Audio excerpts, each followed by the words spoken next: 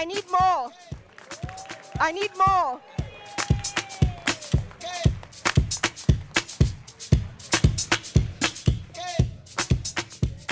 It's Thursday, but the party started early, right?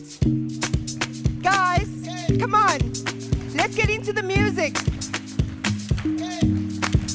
My people at the back are not playing ball. Okay, we leave it there. Thanks, guys. I am trying on a Thursday evening at a very contentious moment in South Africa's history to get a party going. Who's with me? A little bit more? Slightly bit more? Woo! I love it. Now listen, I'm understandably intimidated by this room. Do you want to know why? Number one, because you're amazing. Goes without saying. And the other is, you look flippin' amazing. Now the real question is, how do I look? I knew that was going to get us going. I'm going to start at the very back of the room. I think I can see a lady in red at that table right at the back. Are my eyes deceiving me? Maybe they are, but who's that person right at the very back of the room? Raise your hand. I see you. Thank you. And you waved, so the whole table where that guy waved, wave back at me. Wave back at me. I'm blowing you a kiss. Now give us a round of applause from the back of the room. Okay. Listen, guys, I know we're tired because we've been mudlungering all week, this week and last week. There's a lot happening in South Africa at the same time, not only in our country, but across the world, and it can bring us down. But what I want to offer us the opportunity for tonight is to just have a moment to exhale, to just have a party and to celebrate excellence. Because everyone that is in this room has been invited here by design. You are all here because you are exceptional. So thank you so much for taking up the invitation and being with us tonight. Can I get one more rousing round of applause? Okay, I'm hoping things are going to get better after dinner. We'll see. I'll check back with you a little bit later on.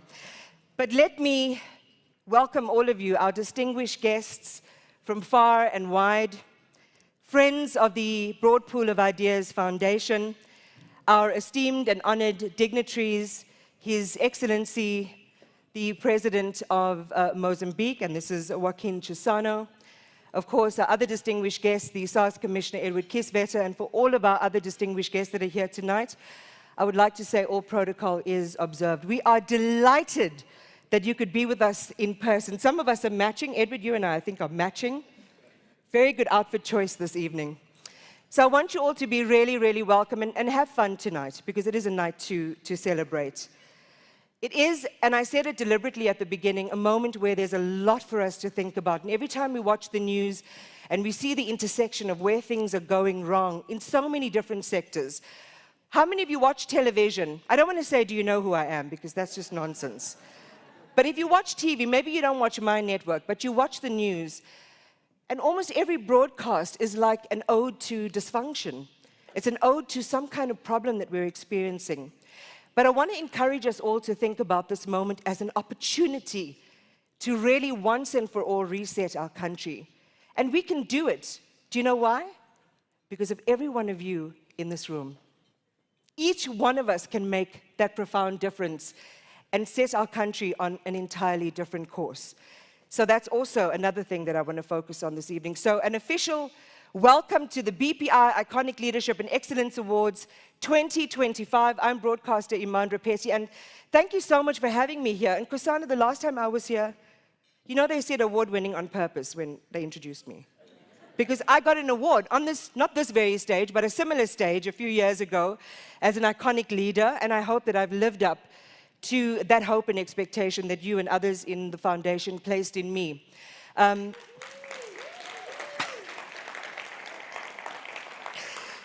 You know, my makeup artist told me once that if you want to cry, and those of you, by the way, who've seen this dress and heard me say the next joke, just pretend as if you're hearing it and seeing the dress for the first time. But my makeup artist said to me, if you want to cry without destroying your makeup, you just cry forward. so that your mascara stays intact. So that's what that's what I want to do tonight because I feel emotional about that. Thank you very much for the affirmation of me. All right. So I want to move on to the program. We are celebrating tonight those who've made incredible contributions in the lives of others and their sectors. You are just amazing people. And you may not seem to be big in your own eyes. And this is my observation of people who are actually big, is that you give them a compliment and they say, who, me? Talking about me. Why is that? Because they're so humble. There's so much humility in them. But tonight is not a moment for humility. Tonight is a moment and an opportunity to lean into that spotlight and to say, yes, I am worthy, I deserve it, and we are all here celebrating with you. So I would like us to rise. And I think this is important. Often when we hear the national anthem, I notice this because I go to a lot of these sorts of events, not as nice as this one, of course, in Kusana.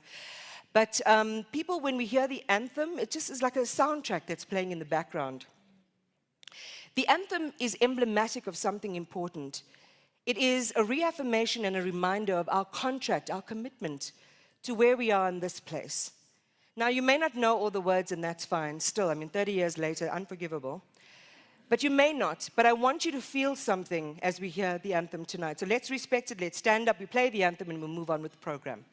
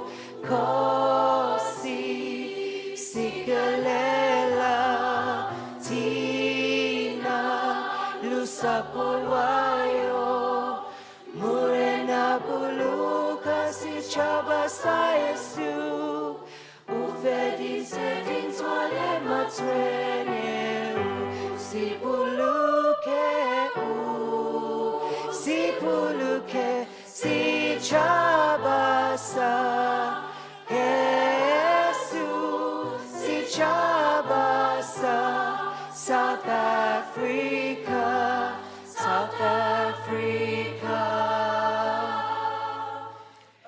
Die blauw van onze hemel en die diepte van ons zee. Oor ons eeuwige gebergtes, waar die kranse antwoord geeft. Sounds the call to come together, and united we shall stand. Let us live and strive for freedom in South Africa, our land. You may be seated. I feel like I'm standing on a rugby pitch and the Boks are about to win again. It's a wonderful moment. Let's try and do that as much as we can whenever we hear the anthem. All right, so let's formally welcome the captains of industry, business leaders, and all of you inspirational leaders tonight. And I want to welcome our first speaker to officially welcome you this evening. And it's someone who really manages the lifeblood of our economic hub, because every day we need it. We don't always get it if you live in the city of Johannesburg. What am I talking about? Water. Maybe I shouldn't say that because we really want you to clap out loud for our opening speaker. This is the Group Chief Executive Officer of Rand Water, a scientist turned strategist in the water sector. Mr. Sipho Mosai is the CEO of Rand Water. Please join me on the stage tonight.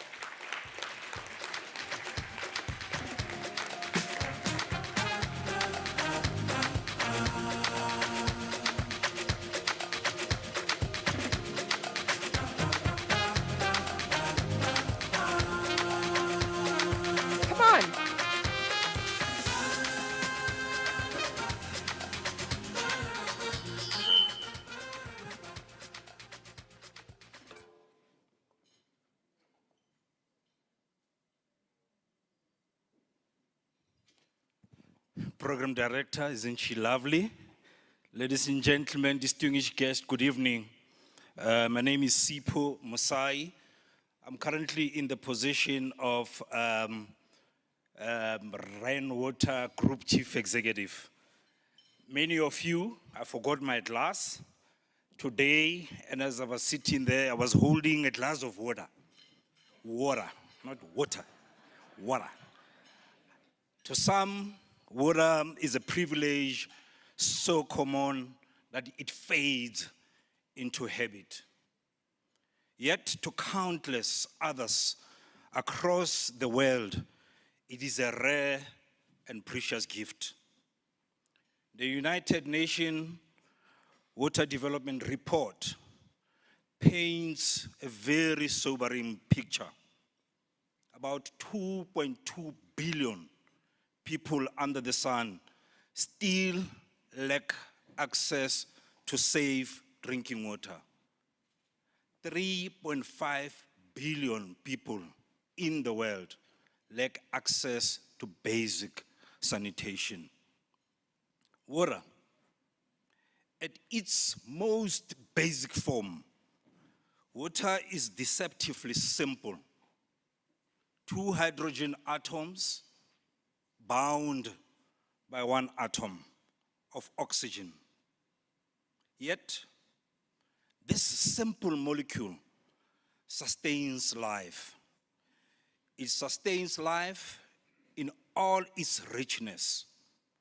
It nourishes our bodies. It fuels your industries. It irrigates our fields, and it powers our cities. 70% of the planet is covered by water, but is far from abundant. Only 3% of the Earth's water is fresh. The rest is salt water. And the vast majority of this 3% of water is either locked in the glaciers or is hidden deep underground.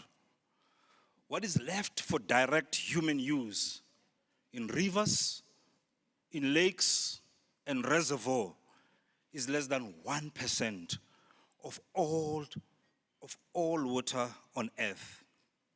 This tiny fraction sustains more than 8 billion people. It sustains every farm, every business, and every community. Our bodies as babies comprise of 75 to 78% water content. As adults, 60%, as elders, 50% water content. Yet so little is available for human consumption. Unfortunately, the reality of this simple basic molecule is that this small reserve is under mounting pressure, polluted by waste, stressed by over-extraction, and further strained by the unpredictable impacts of climate change. Ladies and gentlemen, around the world, water scarcity is no longer a distant threat. It is a present challenge. Some of you in Gauteng are starting to get to appreciate it. Let us reflect on our journey, the journey of water since 1994. Just 60% of South Africans had access to water services. Today, that figure is close to 90%. That is 30 million people who have gained access in 3 decades. This achievement deserves recognition. But wait a bit. Yes, of course, let's recognize that. Unfortunately, recent reports, technical reports produced on behalf of the Department of Water and Sanitation reveal that microbial compliance has declined from 95% in 2014 to just 54% in 2023. So water has got 3 parameters. When you talk about clean drinking water, we're talking about microbial component, physical component, the chemistry, and physical component, the turbidity, the murkiness in the water, and the chemical component. So microbially, is the water that is what you don't literally see in the water bodies. When you drink water, you may be drinking that glass of bottled water. You don't even know who bottled it. But if you're drinking rainwater's water, what is important in that water is that it meets all the standards under the sun.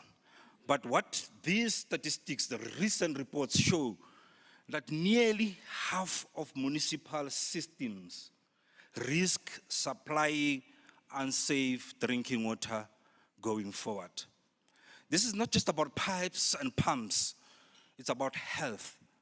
Unsafe water fuels diseases, undermines children's development, and places massive strain on their health system.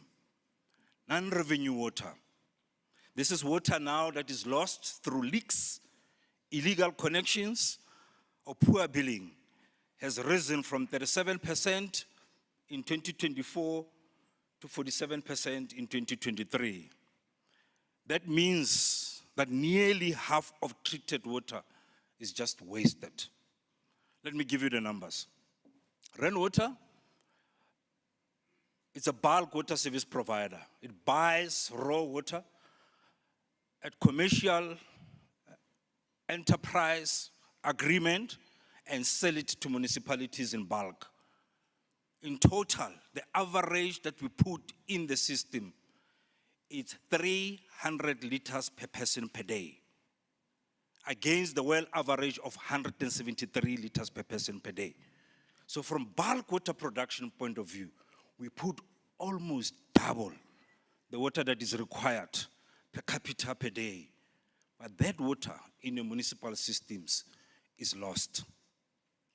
It's lost through leaks in the main, and in my own calculation, when we peak at about 6 billion liters of water a day, 1.8 billion liters of water is lost through the leaks. So as you drive around, it's just not a simple leak. It's 1.8 billion liters of water a day.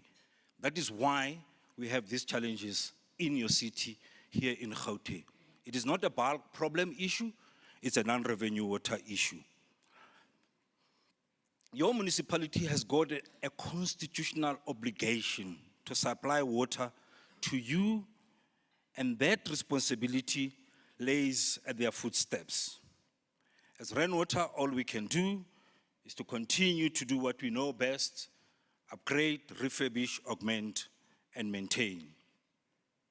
Reducing non-revenue water, ladies and gentlemen, is one of the fastest, most cost-effective interventions available. All you have to do is to plug the leaks. All that our municipalities need to do is to fix the leaks. It doesn't require new dams. It doesn't require mega infrastructure projects. It requires discipline, governance, and accountability. But of course, infrastructure is important in ensuring water security. Infrastructure is the backbone of water security. The Department of Water and Sanitation has got 323 dams and is currently building an additional dam in Lesotho, Lesotho Highlands Water Project Phase 2. We, as a wholesaler, we have also done our fair share. Over the past 5 years, Renota has worked tirelessly to strengthen, expand, and safeguard water services to millions of South Africans. Allow me to take you through some of the key projects and interventions that have shaped our journey so far. One of our flagship initiatives is Zeikerbos System 5A project. This massive undertaking is designed to increase our purification capacity by 600 million liters of water a day. 150 of that water was put into the system in 2023. This year, His Excellency, President Cyril Ramaphosa, launched the rest of the project, 450 megaliters additional water that we are putting into the system. This by far, Iman will not tell you on headline news, is the biggest water purification works we have built in the continent in the last 40 years.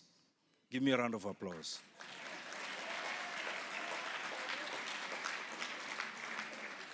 Another milestone was completed in 2023.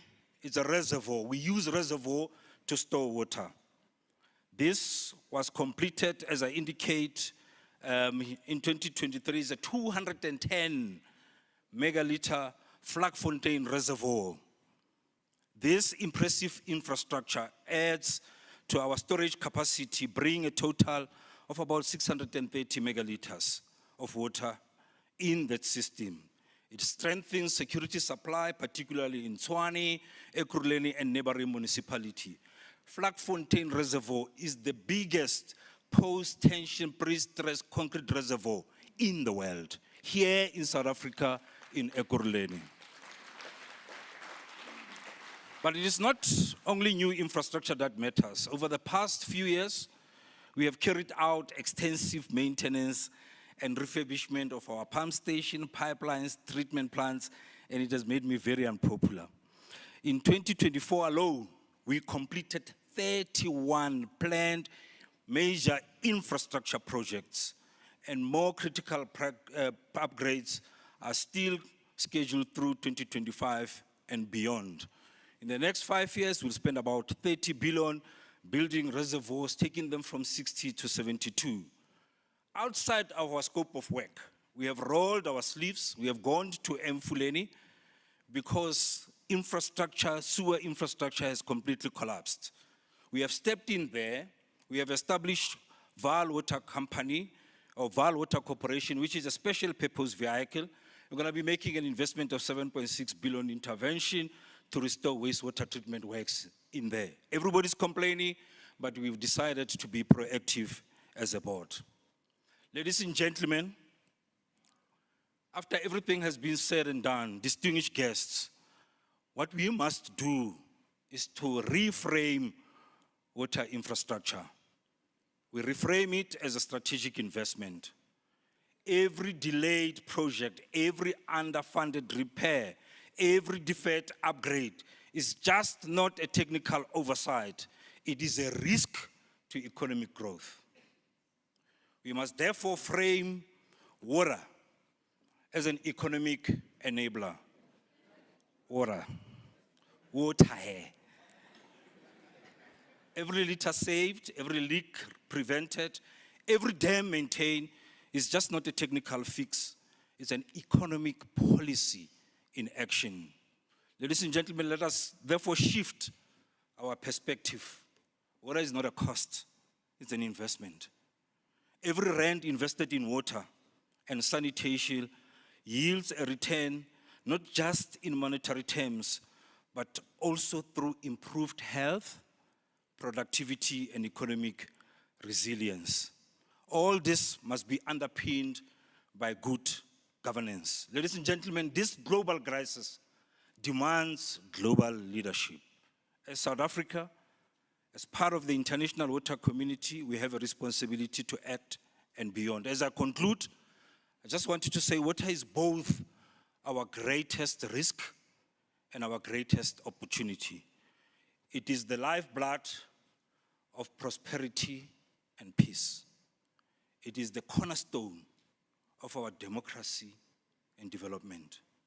I'm convinced that if we lived together decisively, collaboratively, strategically, we can secure a water future for every South African so that they enjoy basic access, their dignity is restored, where every business thrives on reliability, where our region prospers. Let us today, all of us as leaders, captains of industry, commit ourselves not only to managing water, but to unlocking its power as a driver of prosperity, equity, and peace. I thank you.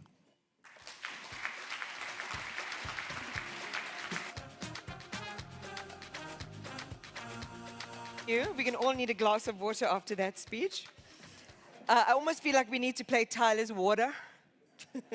Most of you won't know. It's okay. I've got young kids, so I know. Just by the way, just by way of understanding what we're talking about, and we do carry the good news on the news, by the way, but we've got to tell it like it is. Think about it. 2 billion cubic meters of water lost every year in South Africa.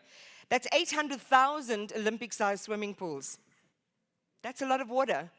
Think about every 3 glasses of water that you drink, 2 you drink, 1 you throw away.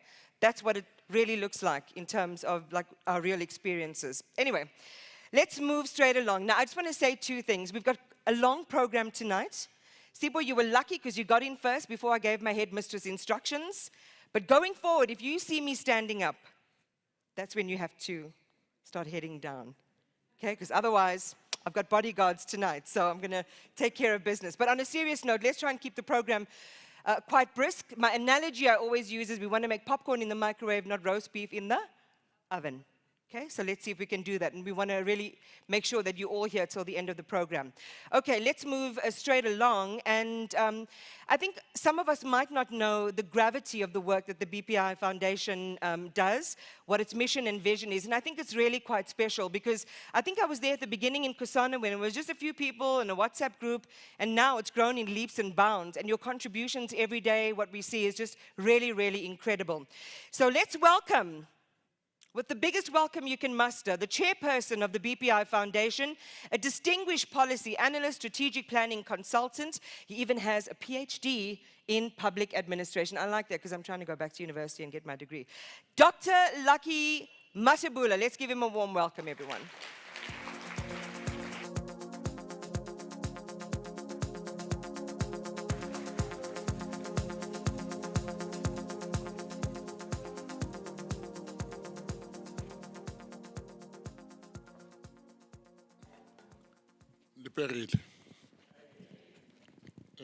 Good evening, and thank you, Iman, for the good introduction. And these are some of the introductions when they are said, you wish your parents were here. The people that started the whole trouble. If they did not come together, I would not be here. Ladies and gentlemen, welcome to the BPI Iconic Awards for Excellence in South Africa. And it is my pleasure to welcome you here as chairperson of the foundation. And I'm not going to say a lot, except to say that when I go down in memory lane, I remember the first day when in Nkosana, together with the Mokotong brothers, Thabo and Mweketsi, walked to me and said, look, this is what we're thinking and blah, blah. And at the end of the day, we agreed to open the BPI Foundation. The name was conceptualized by Nkosana himself. And then we invited some great men. Xolani Kubeka is one of them. Mashudu Raman is one of them. Thabo Johnson is one of them. We invited some great women. Coretta Mohali, Veronica Mtlotsi, and quite a number of, and including Sis Danisa Baloyi. We then set to say, our country is getting into a stage where our assumptions about the trustworthiness of liberation movements with democracy are starting to be challenged. We started to realize that until we stand up and challenge our assumptions to make sure that if it is the liberation movement that must take us to our forever, then let it take us there because we are thinking together with it.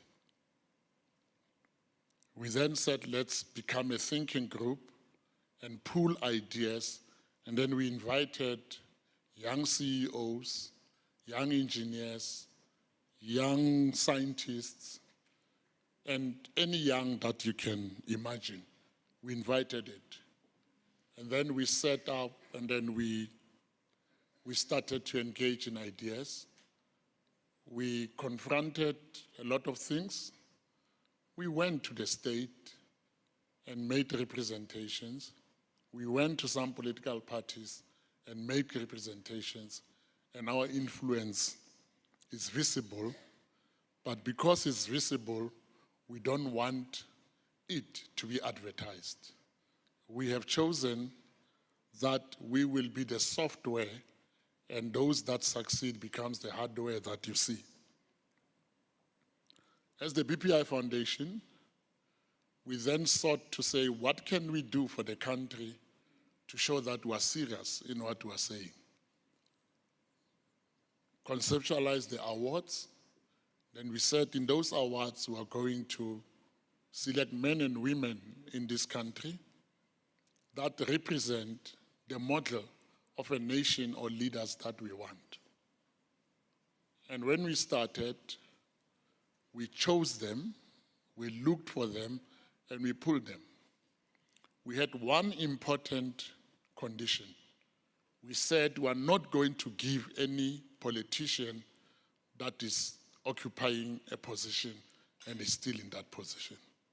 We made that conscious decision that we're not going to give an MEC, a mayor, a councillor, a minister, or a president that is an incumbent our awards.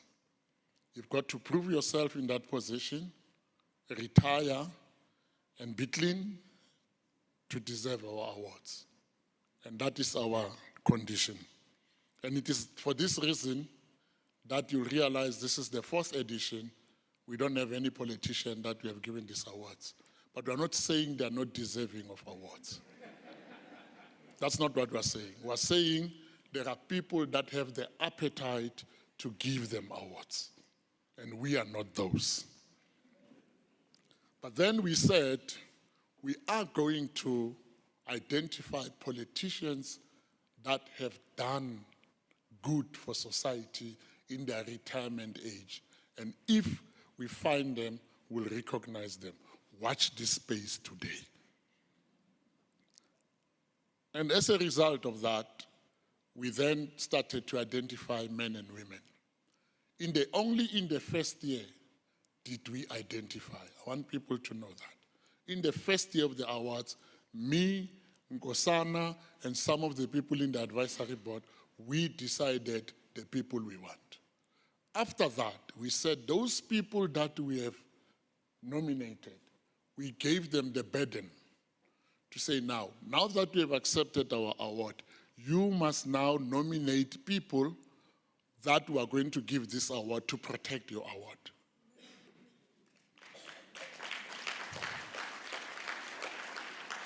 And the names of people that you see here, they are nominated by former people that received our awards. They give us a list of names, and then on the basis of the time and whatever resources, we select some. We don't nominate and decide. We select from a nominated list for an edition. And there are some people that are getting awards now. They were nominated 2 years or 3 years ago. But we couldn't have 100 people getting awards. So the list, it's increasing. So ladies and gentlemen, those that are going to receive the awards today, you have an obligation to protect the award and nominate other people. So if you nominate people and later on those people, they become what we didn't assume about them, please, it's not me, Nkosana, and the advisory board. It's the people that you are going to see today receiving the awards. I want to thank Arena Media. They've been a partner that you don't know, we don't know how to explain them. But they incubated these awards. With the mere money that we have, they were able to look at us as people that have a product for this country, and they did us. And I think we need to give them awards. And if I'm the one that needs to say it, please buy subscriptions, because you can see what those subscriptions are also doing. This is where we are. They are generous with their subscriptions. But ladies and gentlemen, there's something I want to say, is that when we move on, this is the 4th year of this, And the time to decrease and let other people increase has arrived. I have Professor Masirumule here, whom we built other institutions together. The time to decrease has arrived, and the time for others to increase has also arrived. I also wish to announce that this year, it's my last year as the chairperson of the BPI Foundation. We are working on nominating somebody who is much younger than me, because we need to have the vibrancy that the BPI needs. You can see in the awards that we gave that my age and influence has been dominant. But now we need to see other people to come into that. I'm not saying I'm old, but I've been there. So, ladies and gentlemen, I'm announcing that I will be in the advisory board of the BPI and still help in the think tank side of the BPI, but I'm also announcing that this is the year that I am in this podium for the last time. As Nkosana is going to increase with new people, I will decrease. Those who read the Bible will know the Gospel of John and Jesus, that one had to increase, the other one had to decrease. So I'm decreasing, and please let us enjoy today. And all those people that have helped us, I want to thank you for all these years. And I also want to thank you for this edition of the BPI Foundation. This nation has great people. We just need to find them, recognize them, foreground them, give them awards. This nation cannot have the context of leadership to be always politics. Context of leadership can be science, can be business, can be arts, can be all other things where we can find leadership. We have, for the past 30 years, been stuck in thinking of leadership only in the context of politics. And I think the time for us to acknowledge and recognize leaders in other fields has arrived. And ladies and gentlemen, the BPI is leading on that. You are welcome, and thank you, Iman.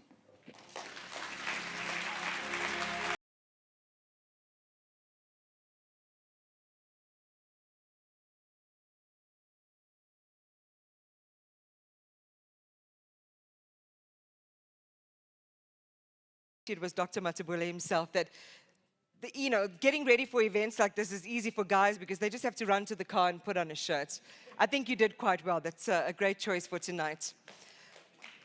Yeah, let's do it. We can clap. But on a serious note, I do want to acknowledge the fact that you have set the tone so well in terms of your own leadership. And what we're lacking, I think, a lot in this country in institutions is the institutional memory and knowledge that we don't pass down as often as we need to. So thank you for leading with charisma, with conscience, but also with clarity, because you've set a great tone for whoever fills your shoes next. It may be a female or a woman. Just saying, just putting it out there. Not trying to interfere, just mentioning. All right, let's move on swiftly. And I think in the days past, it's a sermon for why we need good governance, we need good leaders, and we do need leadership that is conscience-based in South Africa. Because the integrity of our nation relies heavily on those systems. It relies heavily on governance. And few of these institutions are as closely scrutinized as the South African Revenue Service. No matter what our feelings might be, and I'm sorry, Commissioner, whatever our feelings might be, the point is we know that it is a really important institution for nation building and for a democracy, because you are responsible for collecting the money that really powers the way our society can operate. So our keynote speaker tonight is a committed social activist. He himself, if you read the life story of Commissioner Kisveta, has been through his own struggles and his journey, in the lead up to our democracy. And he's been in SARS before occupying the position that he currently does. And he's going to be exiting soon, so we're going to be talking about legacy in not too long from now. And he's also a multi-award-winning individual. We are privileged to receive his guidance and to receive insights from him. But what I want to do is give the stage very quickly to someone who's a mentee of Commissioner Kisveta, and that is Lindiwe Sebesho, to officially welcome him. Lindiwe, where are you? Looking amazing. Come, Lindiwe.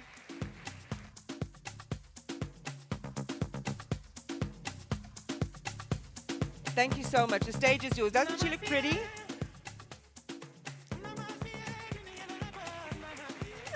Mwah. Thank you so much. You're welcome. Thank you so much. I do not want to waste time, so I am going to read word for word so that I do not get Iman standing there and saying, "Come down, girl," because us women, we tend to talk a lot. So thank you so much for the opportunity. So good evening to the BPI leadership. Good evening, Prof, and thank you so much for your words and giving us a sense of how the BPI started. Good evening to all our guests, and in particular to yourself, Commissioner Kisweta. And good evening also to the leadership team that I know you have come with. As usual, you never do anything alone. Good evening to all of you honored guests. Good evening to fellow colleagues, executives, mentors and mentees like myself. And good evening to all the nominees tonight. Your excellence is what we are here for, and we look forward to learning from you. Thank you for the remarkable impact that you each make in the sectors, in the communities, as well as the regions and the continent at large. As we gather tonight for the 2025 BPI Leadership Excellence Awards, we do more than celebrate your individual achievements. We are actually here to honor a shared commitment to ethical leadership, courageous stewardship, as well as the kind of impact that generally multiplies across different generations. So it is really an honor and a real privilege for me to stand here amidst the greatness that is in this room to welcome Commissioner Kisweta. He is a man whose leadership has not only transformed institutions, but whose mentorship has really shaped a movement of purpose-driven leaders and professionals like myself. So currently at the helm of SARS, as we all know, Commissioner Kisweta stands as the beacon of credibility and operational excellence, guiding one of South Africa's most vital institutions through a period of renewal, trust, and excellence. As a qualified engineer and strategist, Edward's academic achievements are a lot. If I were to read all of them, we would be here tonight much later than we are supposed to be. But obviously that is not what makes him. That aside, it is not just those degrees that he has. It is his relentless pursuit of knowledge and excellence that those academic achievements represent. His remarkable career spans both the public sector and private sectors, where he has occupied strategic roles and is consistently defined by the transformative legacy he leaves. He has steered so many organizations from challenge to triumph, and I look back with pride, having worked with him in quite a number of organizations where I had to serve, for instance, as the head of performance and strategy in one organization where he led absolutely with admiration a difficult turnaround. He made sure that we found a whole lot of opportunities to turn adversity into real life vision, and we were able to list a very big institution on the JSE. This is a true testament to his ability to turn adversity, as I said, into opportunity and make sure that we always find good reason to leave things better than we found them. Obviously, his influence reaches far beyond our borders. He carries South Africa's flag with distinction, serving as the chair of the African Tax Administration Forum, as well as vice president of the Organization for Economic Cooperation and Development Forum on Tax Administration. In these roles, he has forged lots of connections, inspired reforms, and continues to elevate the standard of leadership and service. Obviously, it is evident that Edward's impact is deeply personal to me. I began my career as his PA. And that was very, very many years ago. I was young, I was curious, I was naive, and I had so many questions around how business works, what leadership means. But he never saw me as just a PA. He never saw me as just an administrator in his office. He never saw me as just the person that managed his time. He saw me as a human being, full of potential, full of great possibility. He challenged me to learn, to think critically, to speak with intention, and to serve with purpose in every role that I would have.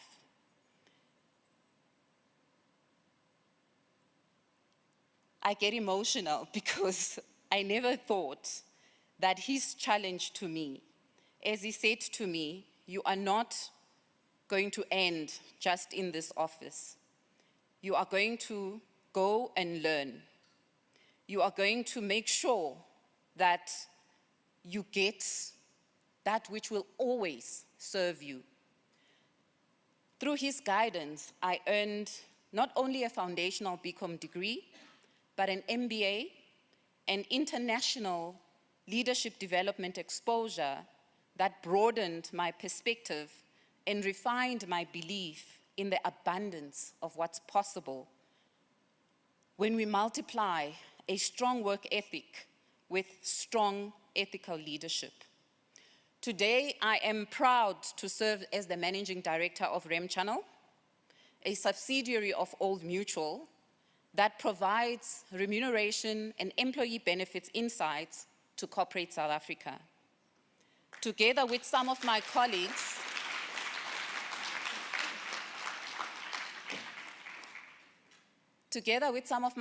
that are seated at the table here tonight, we basically process the data that informs many of the pay, benefits, and incentive scheme decisions that get made in corporate boardrooms, relative obviously to the skills, the experience, the performance, as well as the retention that's required to sustainably execute strategies. We heard earlier about the importance of water. There's people behind that. They need to be paid. There are skills that are needed to sustain the infrastructure that we all need to sustain our lives. This is a highly specialized area that I wouldn't be in if it wasn't for Edward's guidance. I have become very passionate about this space, and because of Edward's investment, I want to advocate for every woman to ultimately be paid as fairly and equitably for doing the same job that any man does. That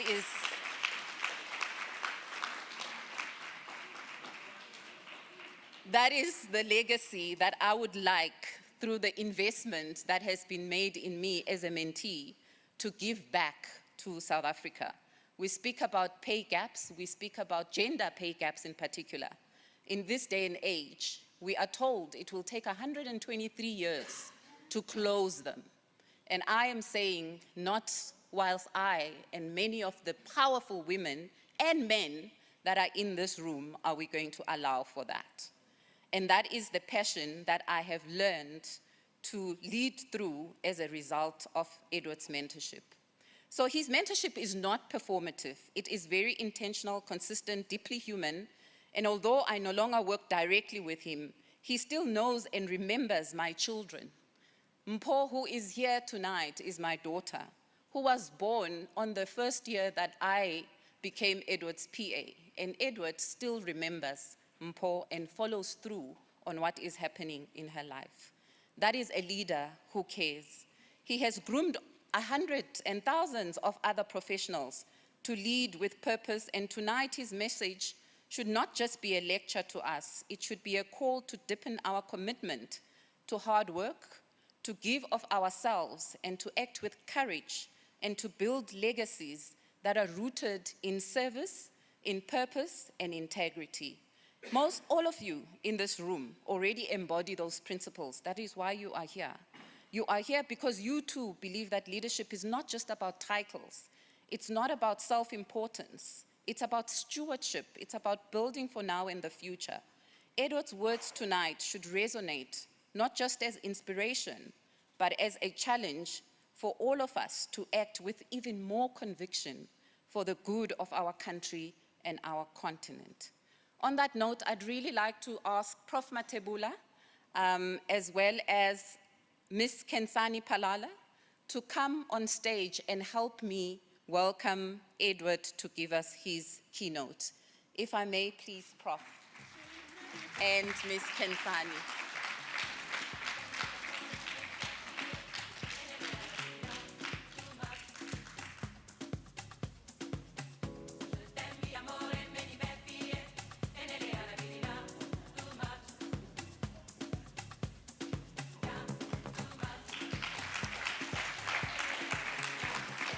So, boss, over to you.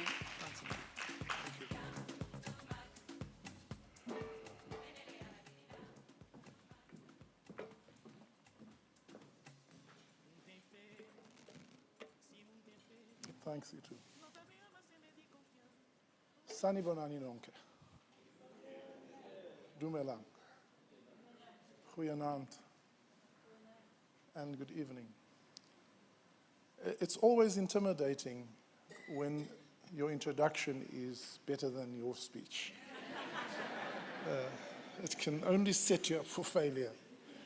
So let me try, with great humility, to live up to that wonderful and warm and sincere introduction by Lindiwe. She hasn't yet fulfilled her final challenge I gave her in 1995, which was that one day I will work for her. Ladies and gentlemen, distinguished guests and honorees, fellow leaders, and friends of Africa, I want to especially recognize the presence of the former president of Mozambique, His Excellency Joachim Chissano. Wonderful to have you here, sir. Ms. Tsakani Maluleka, the AGSA of South Africa, my friend and colleague. Dr. Ruel Khoza, Professor Wiseman Kushlu, who I learned joined the ranks of the retirees. I must tell you, I've tried retiring thrice and I failed every time. I'm going to try one more time this year. Prof. Lucky Matebula, Ms. Nkosana Tobela. Of course, our host, the leadership of the BPI, my SARS team, all protocol observed. Thank you for that wonderful welcome. It's certainly an honor to stand before you today at this gathering, where we meet not just to celebrate, but to reflect on the profound impact of ethical leadership across our continent. I want to extend my gratitude to the organizers for inviting me to deliver this keynote, and to all of you here, visionaries, trailblazers, and guardians of integrity. I want to extend my gratitude because your presence here reminds us that Africa's future is not a distant dream, but a reality that we can and must build together. One principled decision, one positive action at a time, with the audacious ambition that we can effect positive change during our lifetime.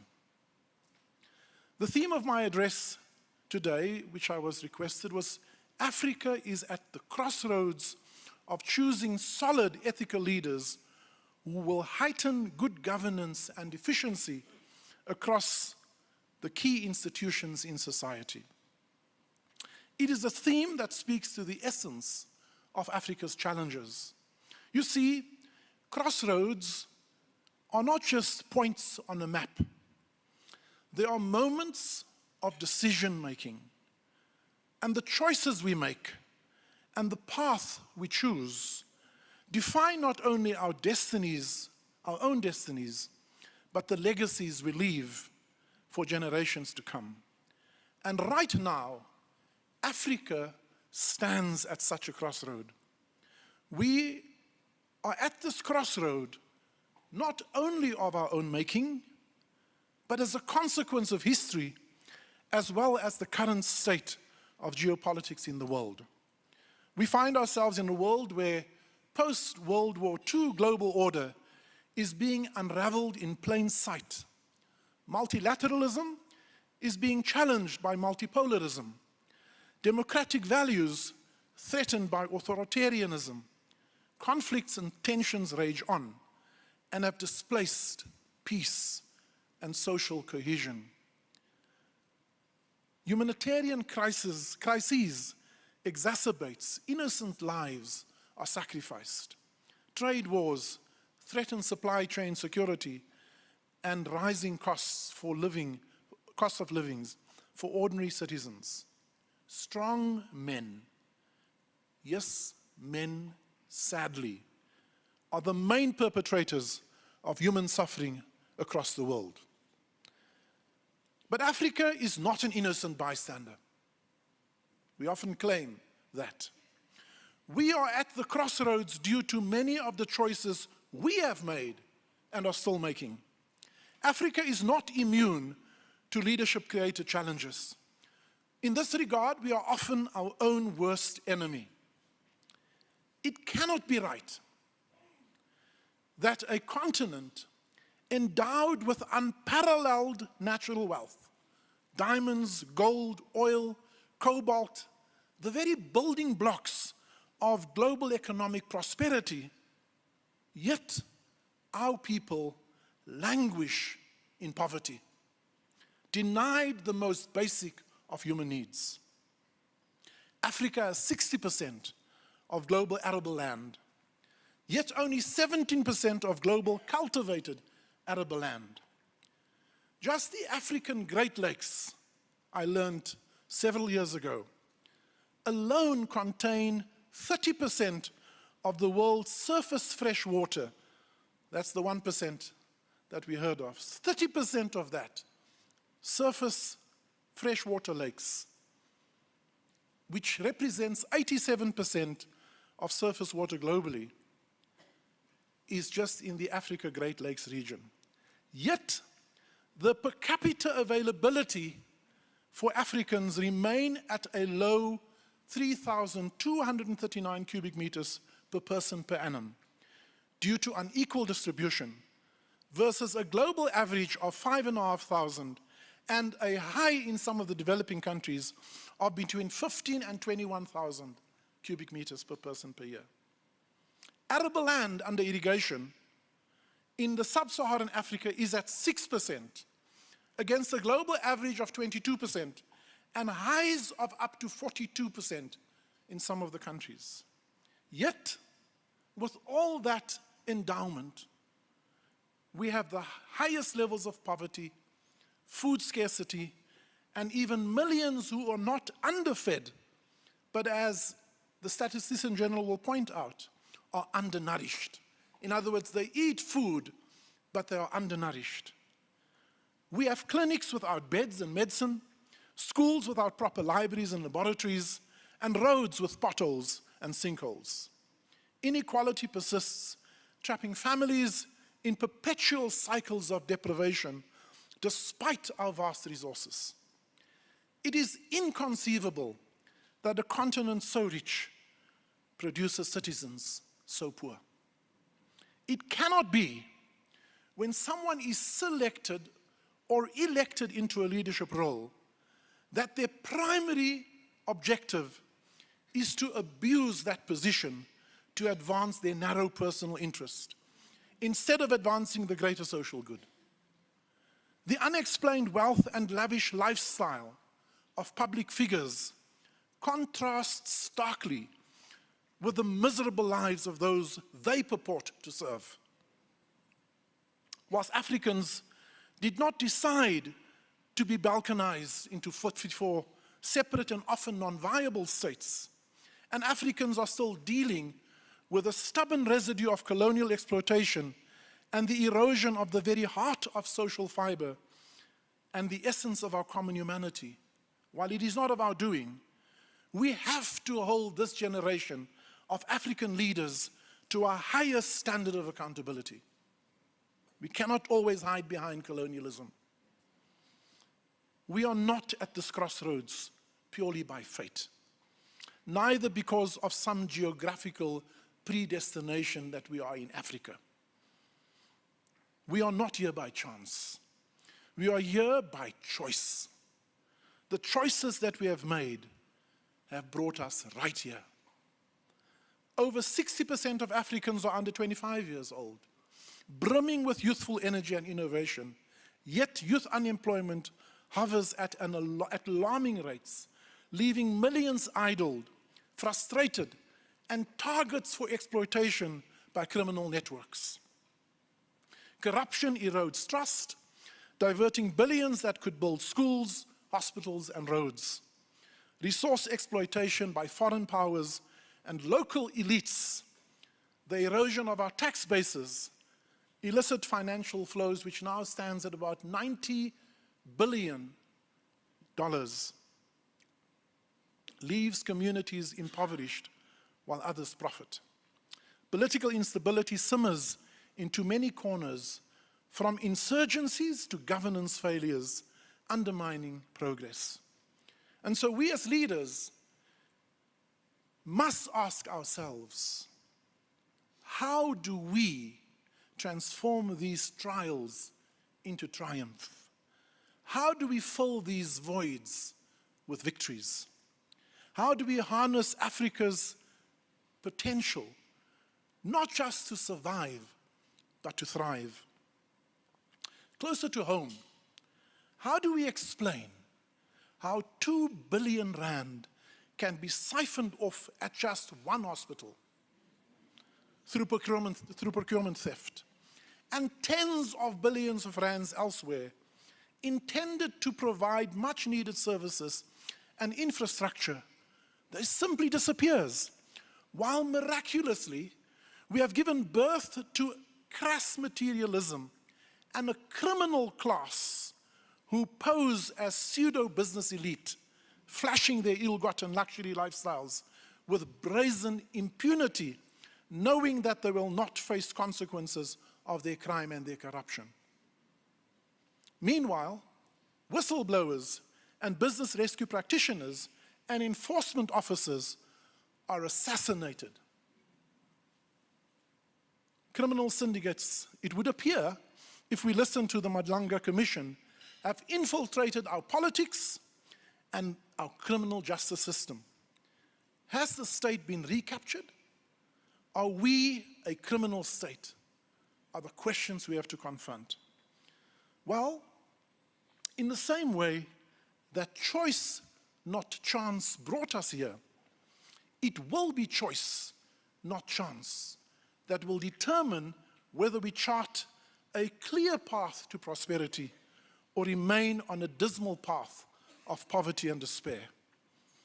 It starts with the character, the quality, and the competence of leaders that we choose. This is what confronts us at this crossroad where we find ourselves. So what do we look for leaders? What do we look for in the leaders we choose, in government, in business, or in civil society?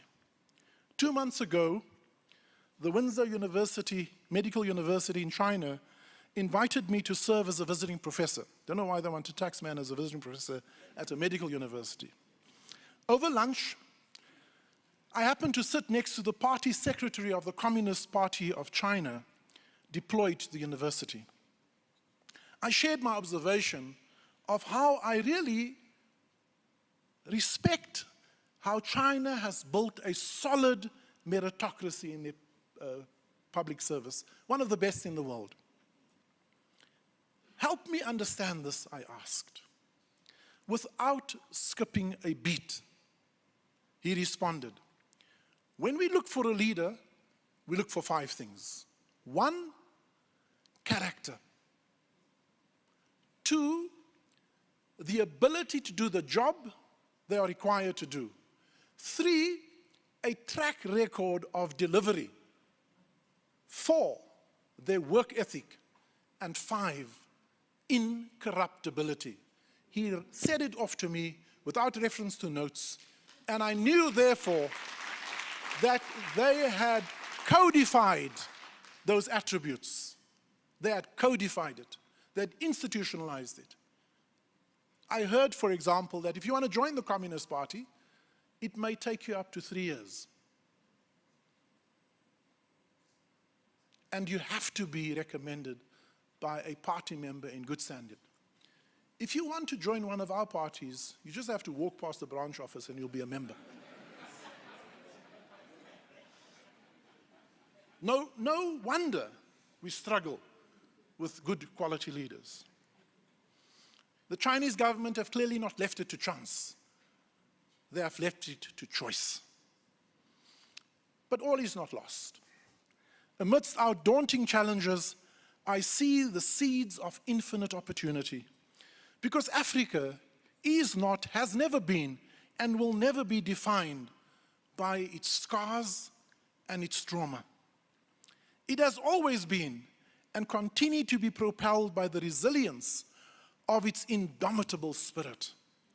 This is the cradle of humankind. This is the birthplace of Ubuntu.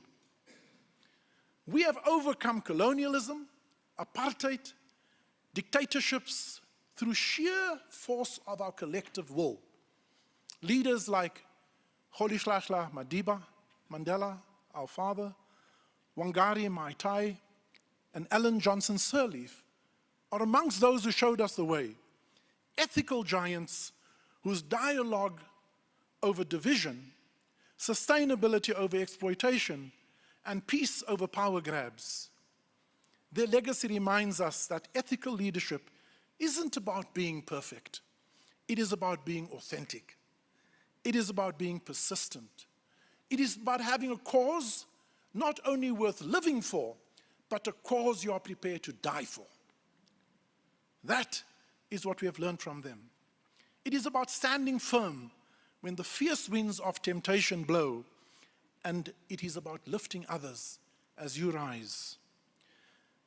All of us in this room are privileged. And I recently said to a group of privileged people, don't ever feel guilty about your privilege, but find a way to pay it forward.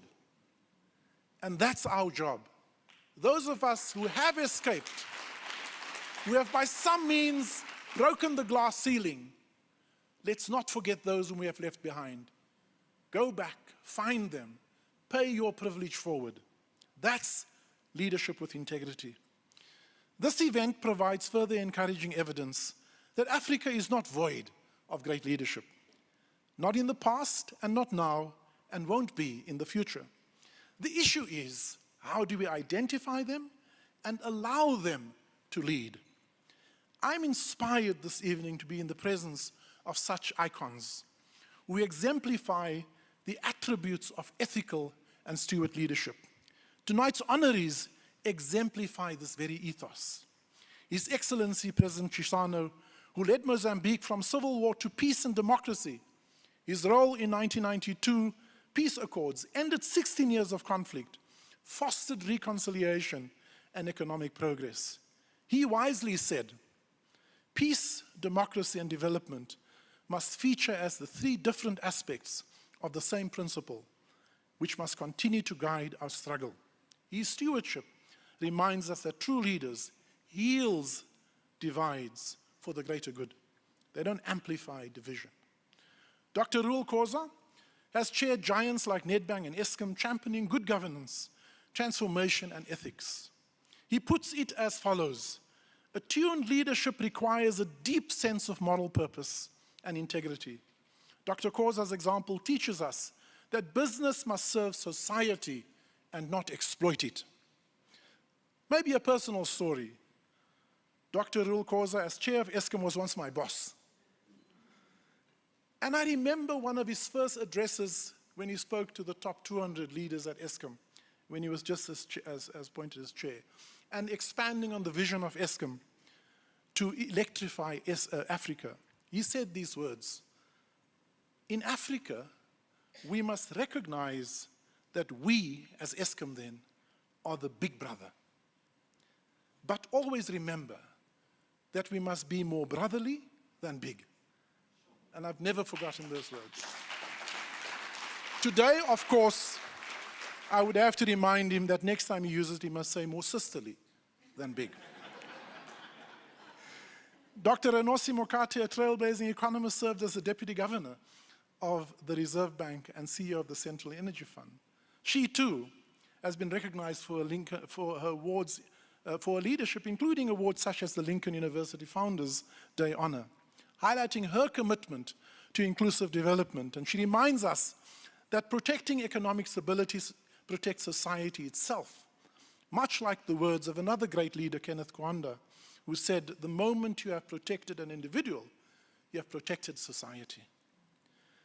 Ms. Martie Janse van Rensburg, who has revolutionized infrastructure, leading the Trans-Caledon Tunnel Authority to deliver massive water projects and earning the inaugural Woman in Water Award, and also as interim chair of the Development Bank of South Africa, stewards resources for sustainable growth and underscores a story of ethical leadership. And then my friend and colleague, Ms. Sakani Maluleke, our Auditor General, has broken barriers as the first woman in that role, enhancing accountability and public trust since 2020.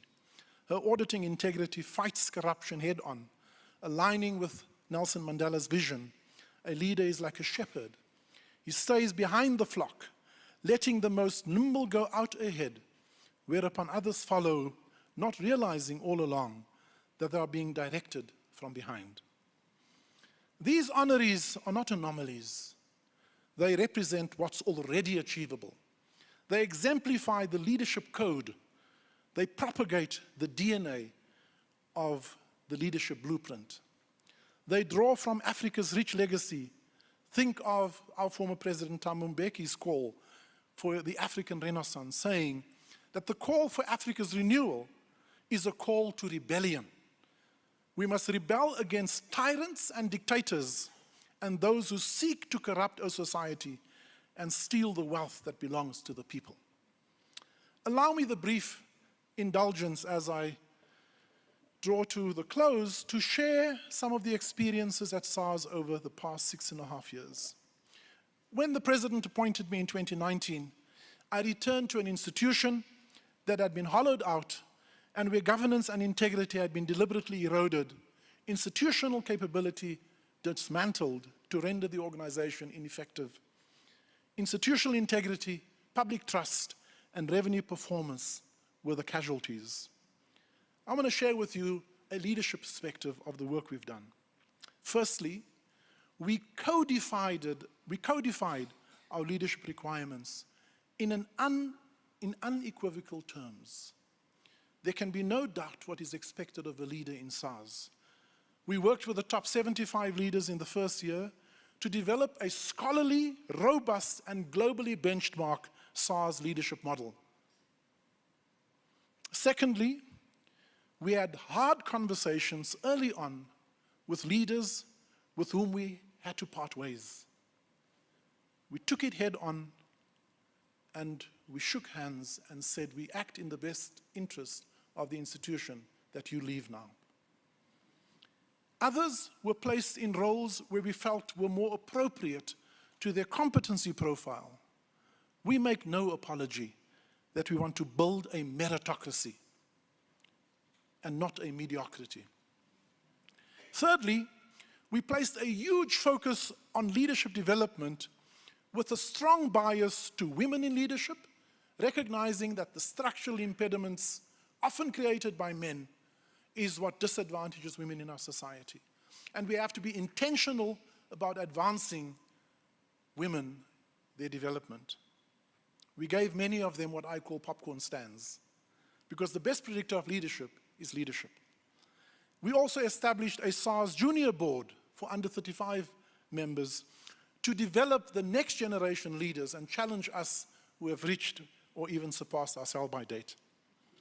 Fourthly, our leadership model set out clear standards to which leaders will be held. In brief, some of these included, 1, a higher purpose orientation that directs that we have ambition, but our ambition is not for ourselves, it is for the cause we represent. Secondly, a steward leadership approach that understands that we hold in trust the interests of others and not our personal interests. And thirdly, that we demonstrate a care and growth mindset to invest in others, to develop the people and not just to exploit them. And fourthly, a single-minded obsession to serve the tax-paying public. That's some of the elements of our leadership model. In addition, we demonstrated and fearlessly guarded our independence and were public that we would not tolerate political interference, stating that we would rather resign than execute an unlawful or unethical instruction. It is still unlawful and unethical, even if you implement it slowly. And we codified it. We codified the behavior we expect of our employees. We have an employee rights charter, but we are clear that we expect our employees to be professional, competent, and irreproachable in their behavior. And we use that as the standard to reward and sanction people. Today, we cannot declare victory. We have a long way to go. But we are encouraged by the progress we've made. Let me share some of that with you.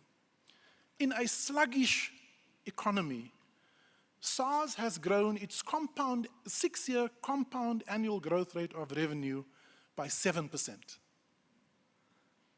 Voluntary compliance is up to 68% from the low 60s. Trade facilitation has improved by 19 percentage points. Taxpayer service in 2019 was 54%. It now stands at 87%.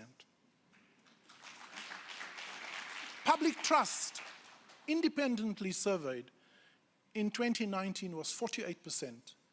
Our last measure at the beginning of this year, it is now 75%, from 48% to 75%. Our own employees, just before COVID, we did an engagement survey independently, was already at a high 61%. When we measured it earlier this year, it had gone up to 71%. The global average is 70%. And of course, our responsible and ethical deployment of AI has resulted this year that almost 6 million individuals no longer have to submit a return. We do it on their behalf as a public service. And those who do choose to file receive their assessment outcome in under 5 seconds. And 90% who is due a refund receive it in under 72 hours. SARS has also been recognized as an employer of choice for BCom and accounting professionals, awarded the most empowered employer in the public sector, and the most innovative organization for digital transformation in the public sector. We have received, thankfully, an unqualified audit report and clean audits from the AGSA. I can look Tsakani in the eye. We are respected globally and have been invited and elected to serve as chair of the World Customs Organization, vice chair of the OECD Forum for Tax Administrators, chair of the Global Forum Africa Initiative, and chair of the Africa Tax Administration Forum. We went from being public enemy number 1 to being a respected institution, trusted and admired globally. These are some of the measures of progress we can report. I share this with you to make the point, as Tata Madiba said, it always seems impossible until it is done. What we hope we have achieved in the last 7 years is to demonstrate we can build public institutions that can be trusted and that can respond to the mandate for which they were created. SARS is a national treasure. It belongs to you. And as I'm about to retire, don't ever allow it to be captured again, because that risk still exists. Leadership makes a defining difference to the outcomes we see. If we want to see different outcomes, we will have to elect and select and appoint different breed of leaders. And the choices we make today will determine the future that they will lead. Allow me to conclude. by challenging you with a question. What is our African leadership code? How will we institutionalize this as a non-negotiable requirement when we look for leaders? How will we ensure that no leader, selected or elected, will be allowed to place personal interest over the collective interest, and through our collective African leadership, secure the well-being of 1.5 billion Africans? Let's choose our leaders with a clear sense of purpose. Let's choose them as stewards of the vast African resources and give them hope. Thank you.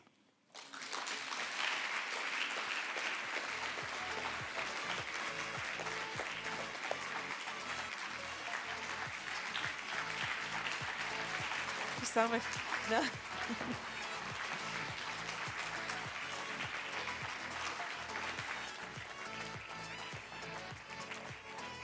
Thank you very much, Commissioner, and thank you also for reminding us of what we deserve. I don't know how many of you have ever been in an abusive relationship, but you either just check out or you just settle for whatever's going. And in a sense, we've been in an abusive relationship with power in South Africa for a long time, because we've been in such a state of dysfunction.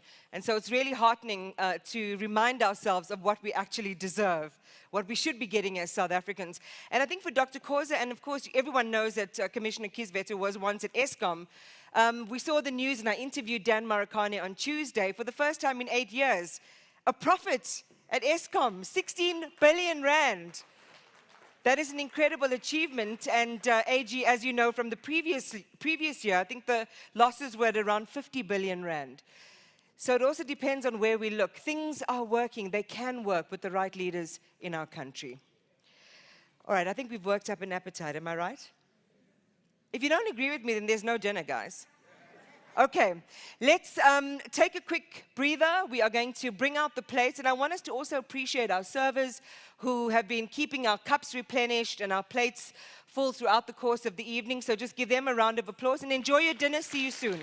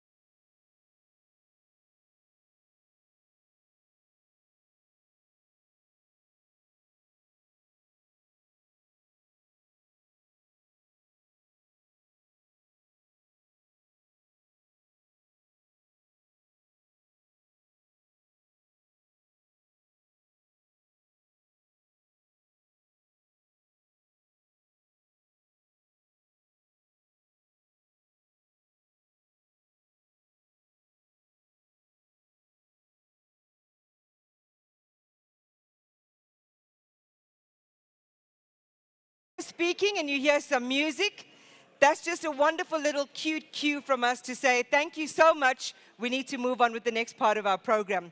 Do we all agree? Okay, great. This is my table. These guys, see the AG's in this table. She's a friend of mine. We hang out. No, we don't hang out. But I love her so much. We must hang out. We should hang out. I agree. Okay, let's move on then, guys. And I just want to quickly say, as we get into the next part of the program, Commissioner, you spoke really, really beautifully, and it made me think of the African proverb, which says that if you think you are a leader, but when you look behind you and no one's following, then what are you doing? You are just walking. I thought that was funny. You know, you guys are so ungenerous. Thought it was funny. Anyway, okay, so I want to welcome everybody back. I hope you enjoyed the dinner. I think it was really, really wonderful. All South African products, I'm told, so that's a really great thing. But one of the things that makes things like this possible, and the beautiful filet or whatever the steak is that you're eating tonight, is the partners that the BPI Foundation has. And so we are really grateful, especially tonight, for our media partner, who is a leading voice in news and information right across South Africa, and that is Arena Holdings. This is their institution, their building, so thank you very much to Arena. And I want to welcome onto the stage Tietsetso Motsweneng, who is the editor of Business Day, to officially welcome you again this evening. Thank you, Tietso. Welcome.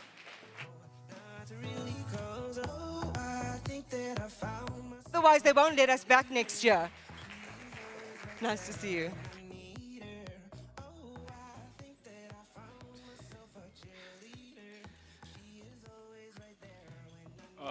Good evening. I have to speak. I have to speak after the commissioner had spoken, after the Demusai had spoken. I mean, that's talk about a hard act to follow. So who put this program together? That was a joke.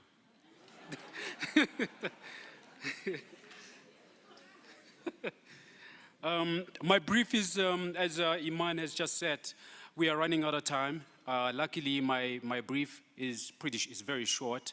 And the good thing is that I am not one to speak. I'm more of a writer than anything. So I'll keep it very brief. There would be no music. All right. Business Day and Arena Holdings are honored to sponsor the BPI Iconic Leadership and Excellence Awards, and to celebrate leadership that builds opportunity across South Africa and the continent. Tonight, we recognize leaders who do more than occupy positions. They change the terms of conversation about progress and inclusion. At Business Day, specifically, we measure impact the same way our readers do, by outcomes, not optics. That means backing initiatives that turn success into opportunity, policy into jobs, and promise into accountable performance. The BPI's foundation's work to convene business, government, and civil society matters because durable change rarely arrives from any one sector alone. If we are sincere about building an economy that reflects our country, then tonight is a reminder that leadership must be visible, measurable, and above all, held to account. So thank you. Thank you to the organizers and nominees for making this possible. Business Day and Arena Holdings congratulate every recipient. Your example matters. I now hand over back to the program director. There was no music, yeah?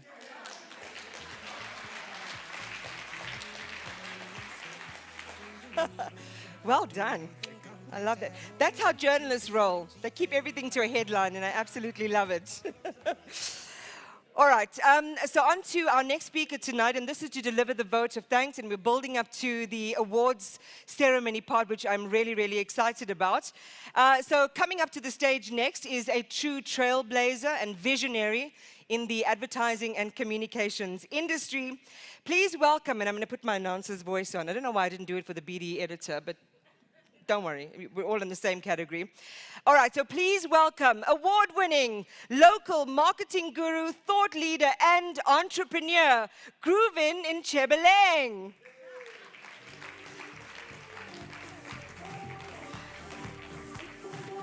Groovin, you got to be as your name says. You know, you got to give us a little bit of this.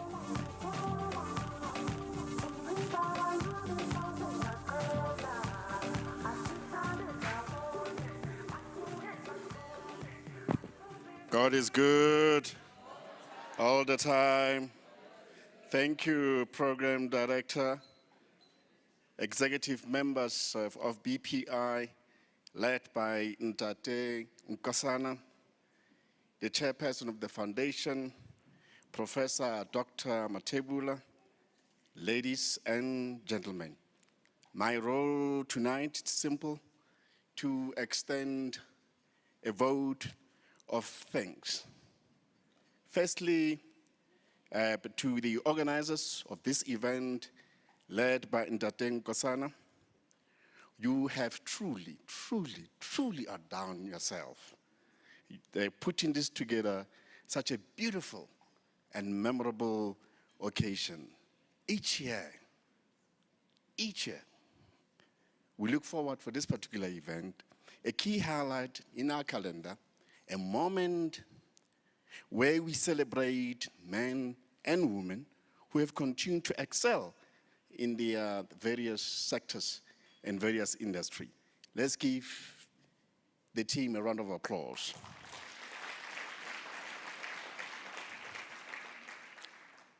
To this year, it has not been different. The nominations and the recipient are most deserving to be recognized tonight. We salute them. We thank for honoring this outstanding individual. May I invite to give warm and round of applause as well to the nominees and the recipient of this particular this year award.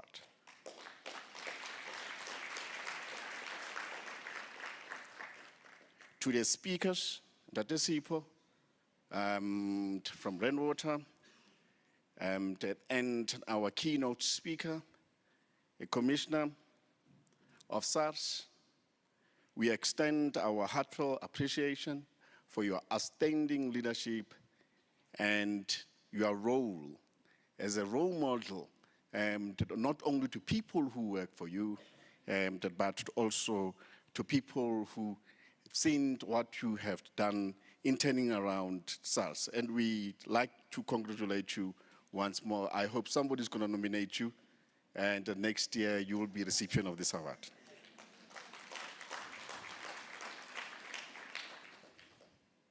But before I can thank the sponsors, I think let's all stand and thank an outstanding leader who had the foresight, who have brought this particular idea together as a think tank to say that there's a role that we're going to play in our society, in shaping the narrative in our country, and also playing that pivotal role and encouraging and making sure that we award those individuals who have done exceptionally well in their various sectors and field. Let's give this man a round of applause, the Professor Lucky Matebula. Let's all stand.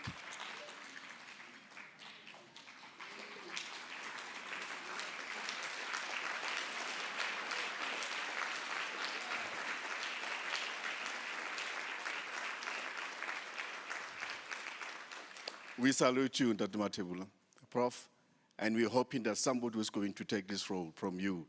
You have created a good foundation, and I think you're going to give it to, you mentioned Professor Maseremula, is he here? Is it? I hope that, but we will wait for your guidance. Thank you. Finally, to the sponsors, including Cartel, for the wonderful deco, and especially for our also anchor sponsors, Arena, and with their generosity and commitment in this event, and not only that you have made this particular event possible, but every year we are here to celebrate, and we are hoping that next year, but they will be, business people that who can also come and assist, and because this is an NGO, it's a non-profit entity, and it's relying on various donors to make this particular event possible. And we also like to thank Arena for the work that they have done so far. Finally, to all of you, look at this room, it's full. It's more than 300 people. You have probably had other engagement, but you choose to honor this particular event and to be here, and your presence is felt. And thank you for coming and joining us and celebrating this particular BPI award. And we thank you for being with us. I think you deserve a round of applause, and you all look beautiful. Thank you. And I think speeches are done. Now it's the time for the awards. Thank you.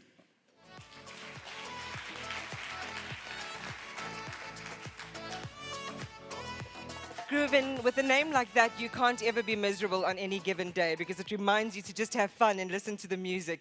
Thank you very much for that. And Tiesetso, I think we're going to need a bigger room next year, so what's the plan? Definitely have to double the size.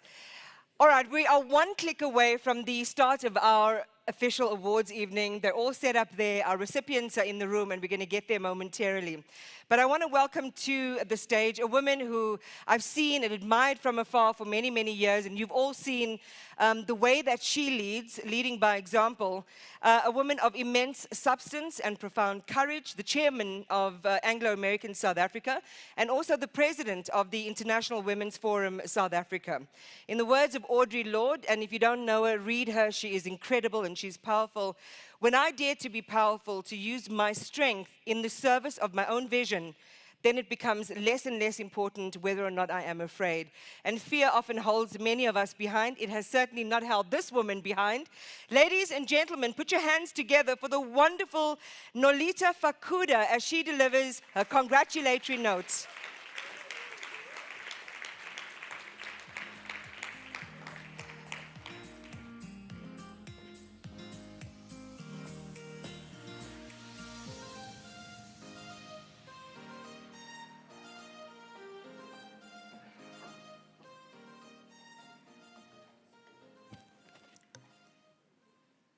Thank you, Program Director. My sister, Iman, where are you? Thank you for that generous and kind introduction. Your Excellency, President Chisano, leadership of BPI, especially Prof. Lakima Tebula, our keynote speaker, Commissioner Edward Kesuta, honored guests, ladies and gentlemen.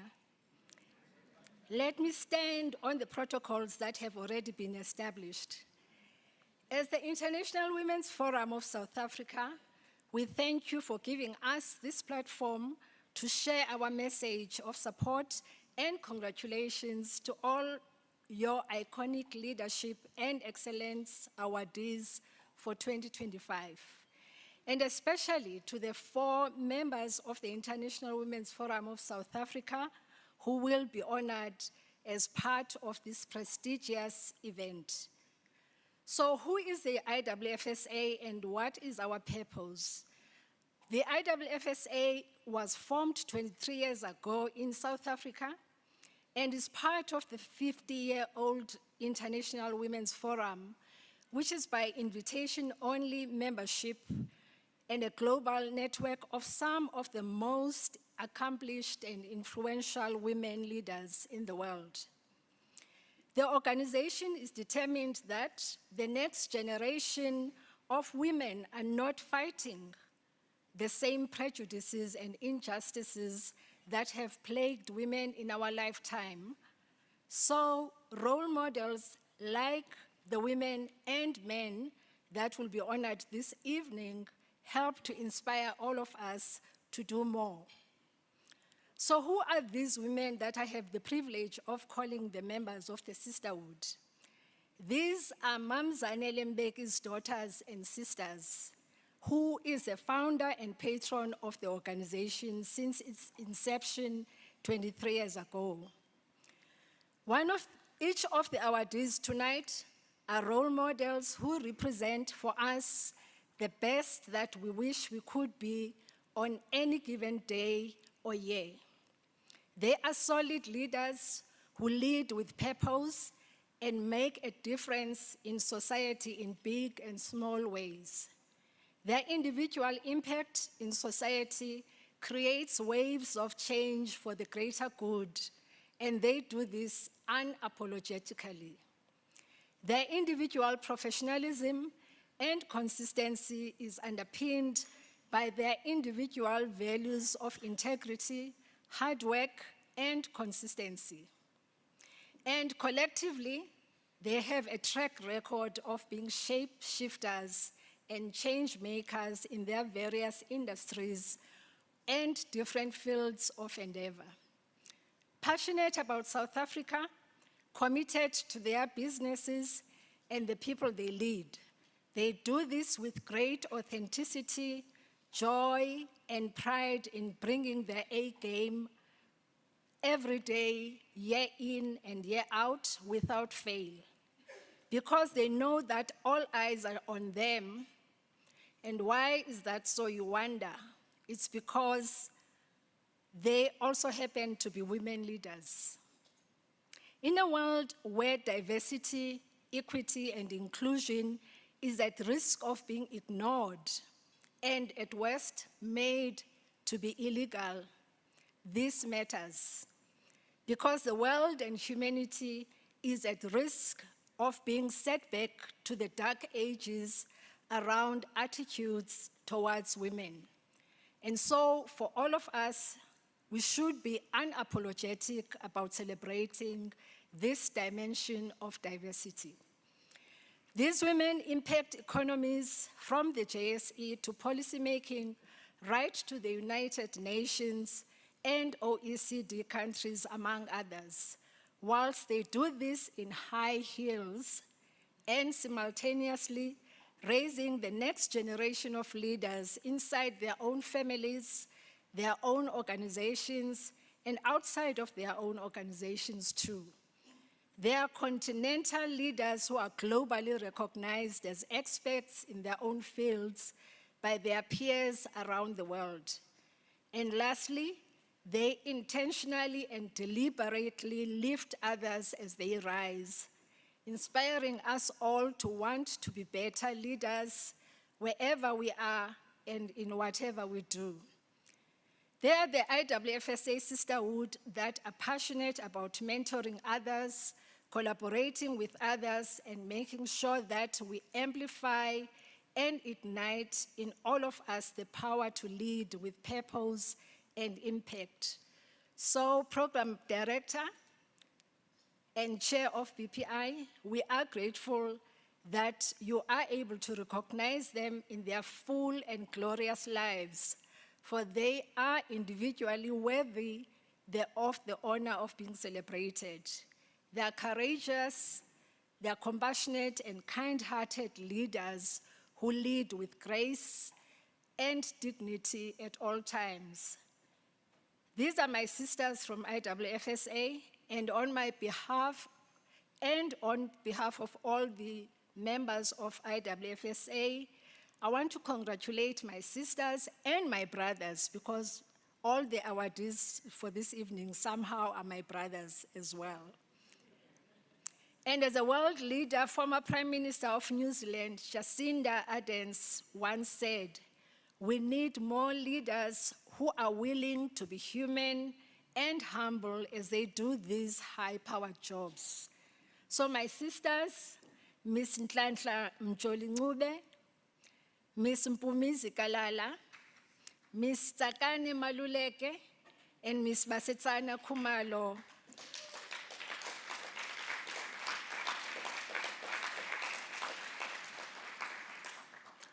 Not only do you make us proud every day to be women amongst other women and leaders amongst leaders, you do this so well. We admire you, we salute you, and honor you today. Continue leading with light and authenticity. We thank you. Congratulations.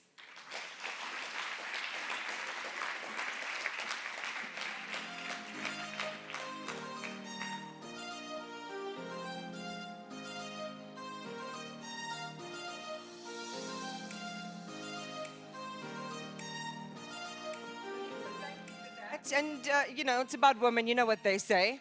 A man's got to do what a man's got to do, and a woman's got to do what he can't. Don't worry, think about it, it'll sink in. When you're driving home, you'll be like, oh, that's what Iman meant. It's okay. And just a note on doing it in high heels. Listen, these are really cool shoes, I must say, don't you agree? But I can't wait to take them off. They are killing me. Fortunately, we have now reached that point in the evening where we get to give away all this wonderful bling on the right-hand side of the stage. And to help me do it is a man without whom all of this would not be possible, for real. And this is the founder of BPI, Nkosana Tobela. Join me on stage.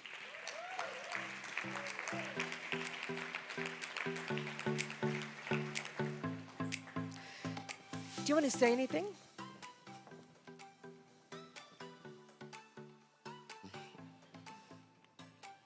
Can you hear me? I can hear you. No, weren't you whispering in my ear? Weren't we saying something we didn't want them to hear? I was saying thank you for hijacking me. Well, if anyone's got to be hijacked, it's got to be you. So now, ladies and gentlemen, it's time for the BPI. Again, that voice. Maybe you want to do it? There's the line. The BPI Iconic No, with more Leadership. gravitas.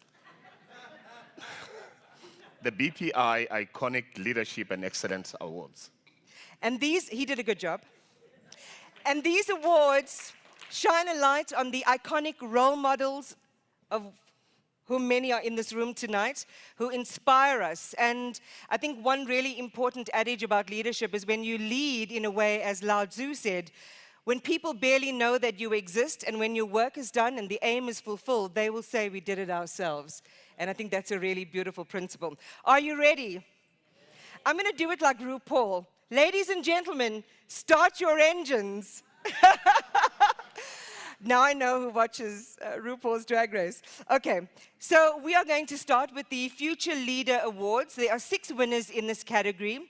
What I will do is I will read out all of the names to begin with, but we will then invite them to come up individually. There's a little AVI that will play in case you don't know them, you haven't met them yet.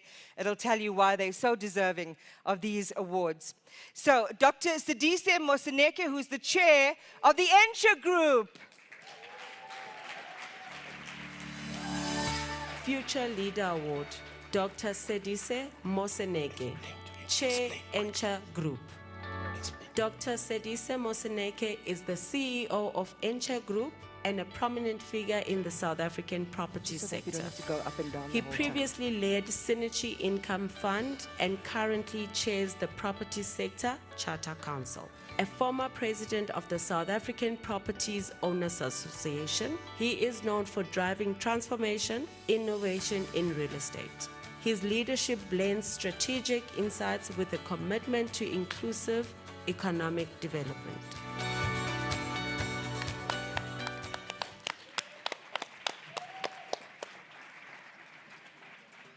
Do it over there, son. Yeah.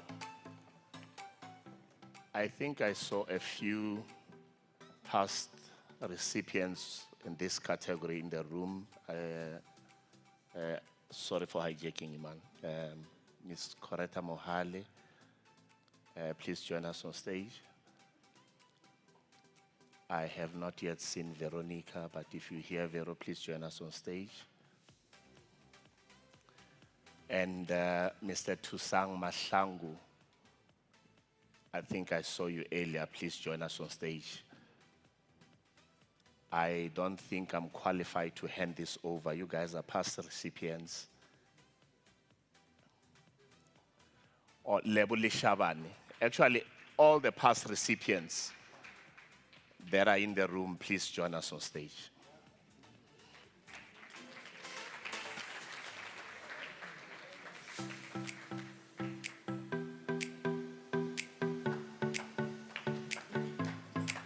And Kusana, let's do it in the middle of the stage so they can take pictures with you. This way. Sidise, how are you? How's my favorite person? Good. Stand. Come over this way, guys. Come over.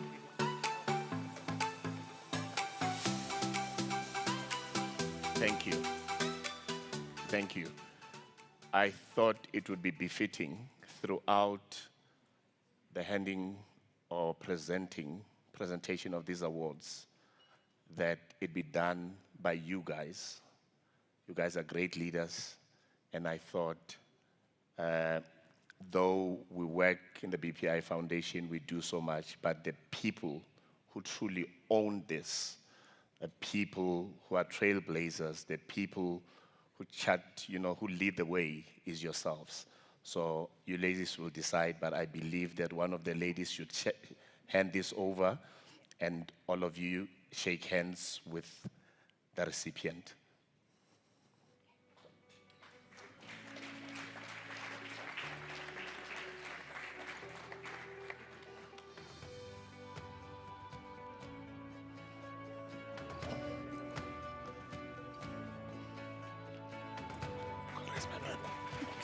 Appreciate it. I explained it, man. Thank you, Sidise, and I'm a huge admirer, of course, of his dad. No, please stay. Needs no on stage. introduction. No, I mean Yeah, you're going to be our support group, guys. Come on, stay with us. We've got 5 more awards to go, and we need you to be right here with us. Plus, I mean, we've got to get value for these outfits. Spent a long time changing. Okay. Our next recipient, I think to a lot of us also needs no introduction. Miss Tsakani Maluleka, the Auditor General of South Africa. Ms. Tsakani Maluleke, Auditor General, Republic of South Africa. Tsakani Maluleke is the South African's first female Auditor General appointed after serving as a Deputy AG. With over 2 decades of experience in auditing, finance, and governance, she champions ethical leadership and transparency. A former president of the Association for the Advancement of Black Accountants of South Africa, she has received recognition from several professional bodies for her role in driving transformation. Her leadership has elevated public sector accountability and inspired a new generation of professionals.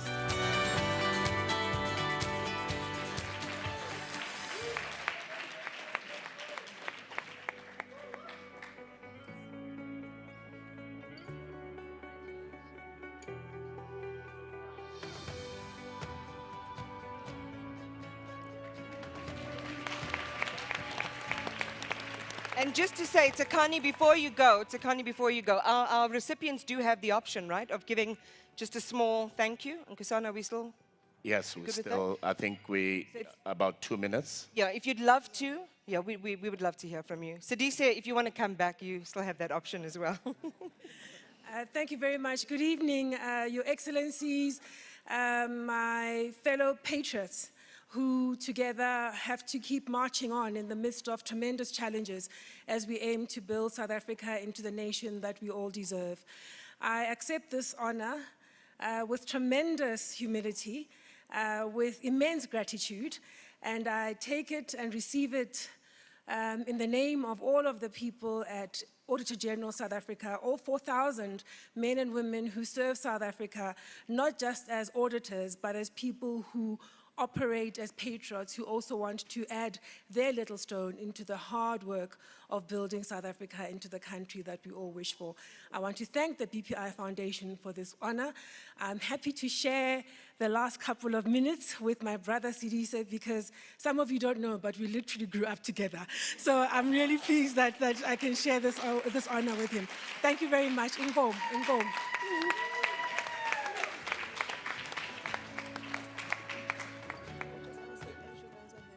Ladies and gentlemen, I'm not going to keep you. It is an absolute honor. When I was nominated, I declined. The only reason is because I was not worthy. There are people in this room, there are people on that list who carry so much gravitas that I thought, how could I be worthy to be even nominated onto that list? And it is only through humility, honesty, and hard work that I wish to thank all of you in the industry for assisting me and the support that I've received from the industry to be able to get to where I am. So a great thank you to all of you, a great thank you to Nkosana and the team. The work that the BPI does is absolutely outstanding, and I'm truly humbled to have received this award. But thank you very much. Thank you.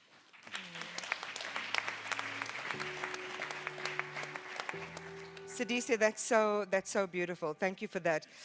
All right, our next recipient, ladies and gentlemen, and I just want to quickly just mention as well, when you come up and get your award, please do stay a second for a photo. This must go in the family album, not only for the foundation, but also in your own personal albums, because this is such a highlight moment. All right, our next name is, again, and this is just like a celebrity list of people who are the real influencers in South Africa, not the people with the followers. I'm talking about the real influencers. Okay, Busisiwe Mavuso, who is the CEO of BLSA, everybody. Ms. Busisiwe Mavuso, CEO, business leader in South Africa.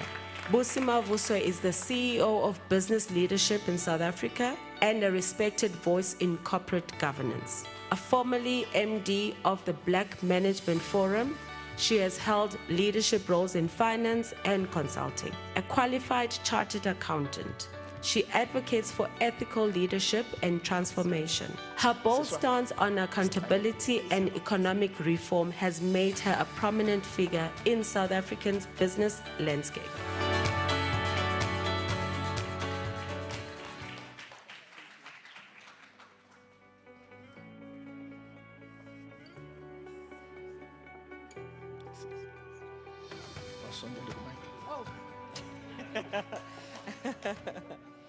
I'm still mesmerized by this. Thank you very much. Good evening.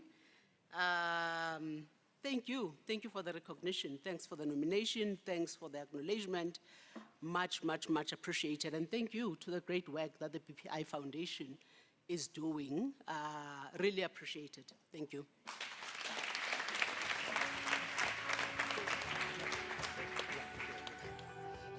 Did we get the picture? Just remember to lean in, because then you look thinner here in the neck region. It's what my kids say. Thank you, Busi. All right, our next winner in the Future Leader Awards category, Ms. Mpumi Zikalala, the CEO of Kumba Iron Ore. Ms. Mpumi Zikalala, CEO of Kumba Iron Ore. Mpumi Zikalala is the CEO of Kumba Iron Ore and chairperson of Seshen Iron Ore Company. She began her career at De Beers, rising through the ranks to become the first female general manager. Her leadership spans mining operations in South Africa and Canada. She serves as Deputy President of the Mineral Council and leads national logistics initiatives. Her work champions sustainability and gender equity in mining.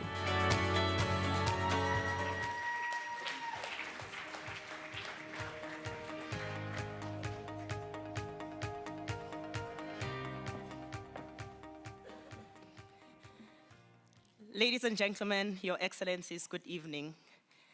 I have to say that I'm deeply honored to be receiving this award. When I first got the email, You know, one of those where you get an email and you think it's a spam. And then you check a little bit more. I thought that that is what it was. But then I'd like to just thank BPI for giving all of us the recognition. Secondly, I would like to thank the Almighty God, because I'm sure that quite a few of us believe in Him in this room. And then thank my wonderful family, Amakhuza Makulu. And then last but definitely not least, because I'm keeping it short, to our Anglo-American and my very own Kumba Iron Ore team. You rock big time. Thank you so much.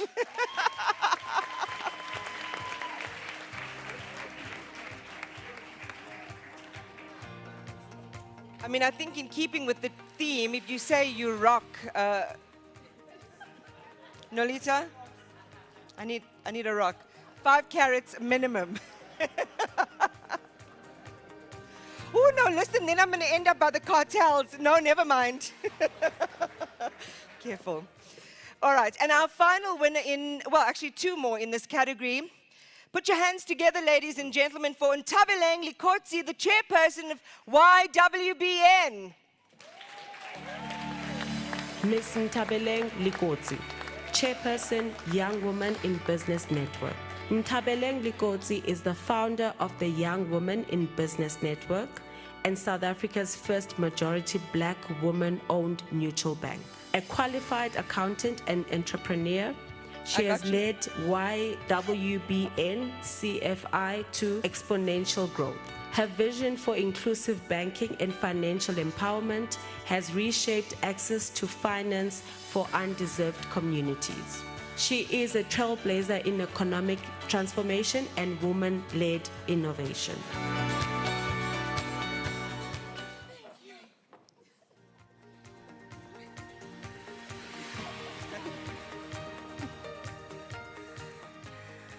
Dumelang. All protocol observed. When God said, I knew you before you even created in your mother's womb, when He chose me to lead the first woman-owned bank in South Africa, it was not my... I did not agree to it, but He knew why He created me. Thank you to the ordinary South Africans, the women and men that have supported this vision from start to where we are today. To start a bank with limited resources is crazy business. But it has to be crazy people that change the world. Therefore, we are here celebrating. And ladies and gentlemen, please look out for the first woman-owned bank to launch at the beginning of 2026. Thanks to everybody.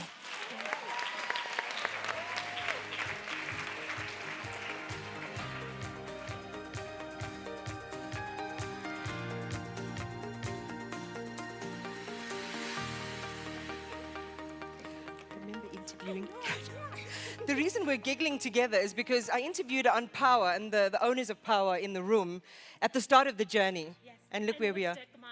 And with Jack Ma. Oh, we were rocking. I made Jack Ma play the drums, everybody. It was an incredible movement, incredible moment. Okay, so we've got the last one in this category, and congratulations, by the way. And this is why I think when we think about places to look in South Africa for inspiration, these are the people, such as the kind that we're honoring tonight, that give us that inspiration that things can be different in our country. All right, are we ready for the final? And again, someone I think I interviewed recently, always at the forefront of gender issues in South Africa, Dr. Sibongile Vilakazi, academic and businesswoman. Dr. Sibongile Vilakazi, an academic and businesswoman. Dr. Sibongile Vilakazi is a research psychologist and founder of Nontsikelelo Business Solutions. With a PhD in organizational development, she has led customer experience strategy at major firms like Alexander Forbes and Nedbank. A faculty member at Wits Business School, she teaches strategy and mentors future leaders.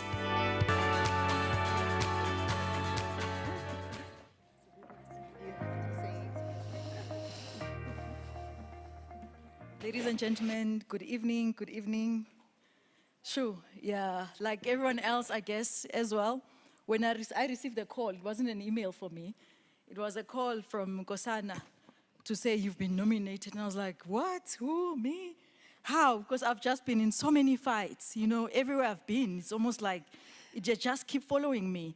And to have people who say, who say we are watching you and we are seeing you and we see what you stand for and we are saying continue, keep going, you are on the right track. So this is so special for me for that, that these people they were like, we are seeing what you are doing.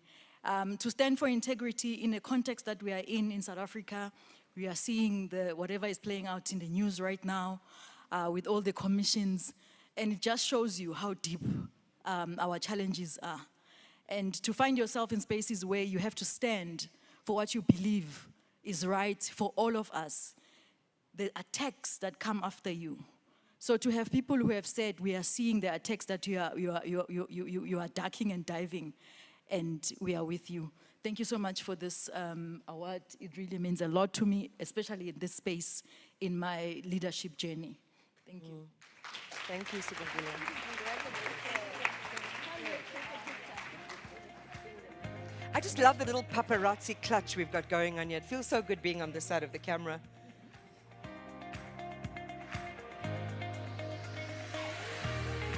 And Sibongile, thanks for the work that you do. Thank you so much, guys.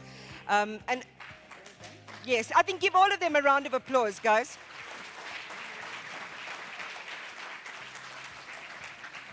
It reminds me what Sibongile was saying there of what Che Guevara said. What did he say? I'd rather die on my feet than live on my knees. And I think that's really powerful quote.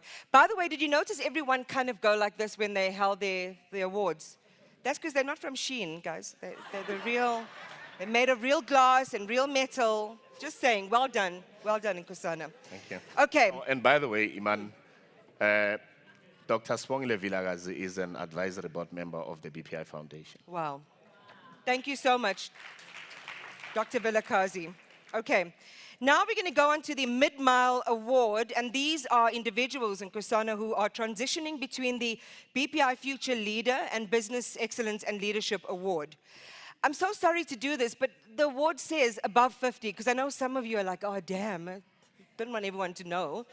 But okay, but it's for people who are above 50, but who are, recognized for their track record and leadership, and they are consistent in terms of what they contribute to South African society. And our winner tonight, I want to slow it down. And I feel like we need danger music. And our winner tonight is just beyond worthy, ladies and gentlemen. She's no stranger to stages in South Africa, a trailblazer in many, many ways. Please give a slow clap to the one, the only, Basetsana Khumalo, founder and CEO of Basetsana Women Investment Holdings. The Mid-Mile Award, Mrs. Basetsana Khumalo, founder and CEO of Basetsana Women Investment Holdings.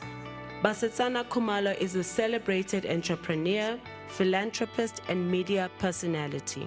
As a former Miss South Africa and first runner-up at the Miss World 1994, she is the founder and CEO of Basetsana Women Investment Holdings. Her ventures span media, mining, and property, creating hundreds of jobs. A passionate advocate for women's empowerment, she mentors young leaders and serves on several boards, including the Nelson Mandela Institute and the International Women's Forum South Africa.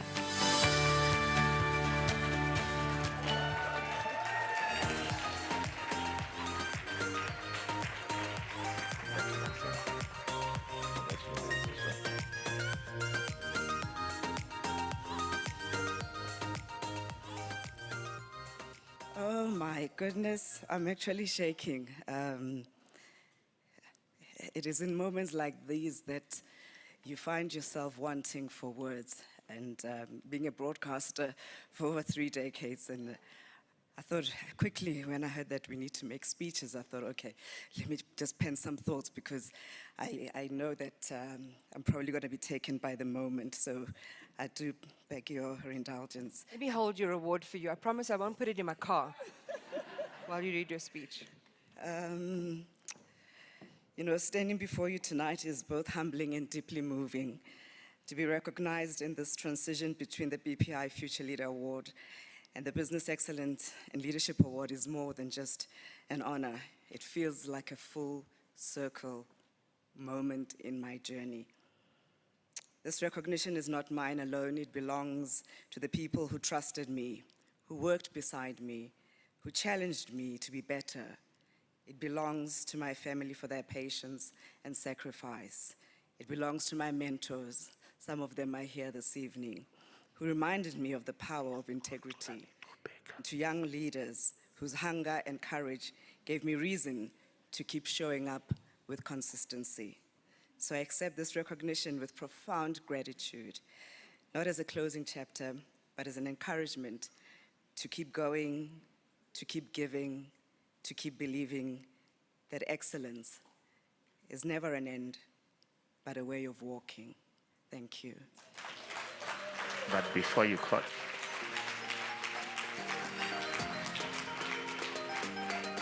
Listen, Basitsana, don't put it in the bathroom like other people. They get Grammy Awards and then they put it in the bathroom. It needs to go in the room divider.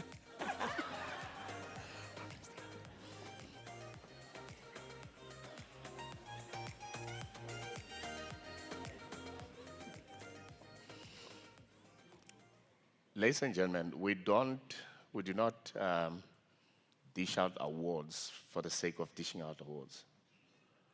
The next award, the last time anyone got this award was in 2019. So it's not expected that every year there'll be someone who gets the award. Maybe in those years, between 2019 to now, as the BPI Foundation, we did not find anyone deserving enough to get that, to receive that award. So the last time this award was received by anyone was in 2019. So it means, and that was the inaugural BPI Awards. So it means there's only one person who's ever received this award. And before I announce the incredible recipient, Nkosana, I'd like to welcome Xolani Qobeka to help us give this award. Xolani.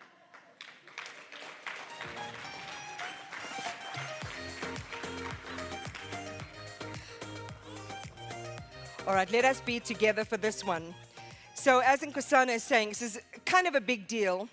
A business person or leader who spent a considerable amount of time selflessly serving the interests and the advancement, particularly of underprivileged race groups in South Africa.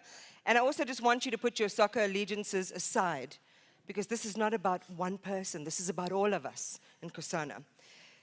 Mr. Sandile Zungu, the president of the AmaZulu Football Club and chairman of Zungu Investment Company.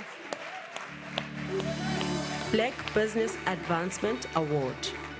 Mr. Sandile Zungu is a visionary entrepreneur and the president of AmaZulu Football Club. He is also the founder and chairman of Zungu Investment Company, a diversified industrial group with interest in education, manufacturing, property, and gaming. A Harvard alumni, Zungu is committed to inclusive growth and transformation. His leadership in sport and business reflects his belief in hard work, integrity, and economic empowerment.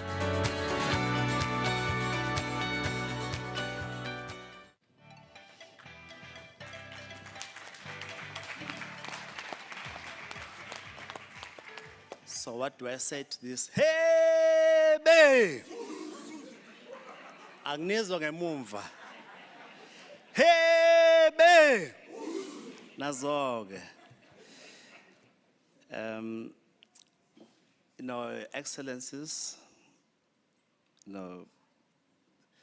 wonderful people here, ladies and gentlemen. First, I must thank the broad pool of ideas, that wonderful community. Some of us are familiar with BPI and Iconic Leadership Awards, but there's a beautiful community with whom we exchange great ideas from time to time, deeply enriched by the support that has culminated in me getting the award. This belongs to the people that have led in my own organization, Zunga Investments Company, and associated companies in organized business, such as the Black Business Council, among others.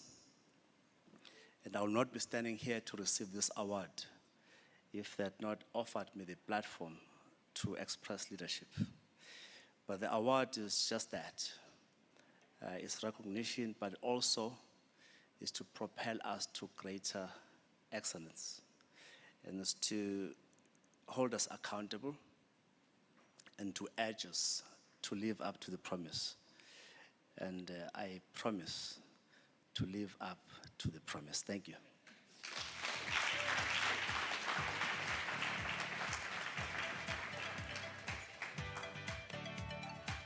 What's that?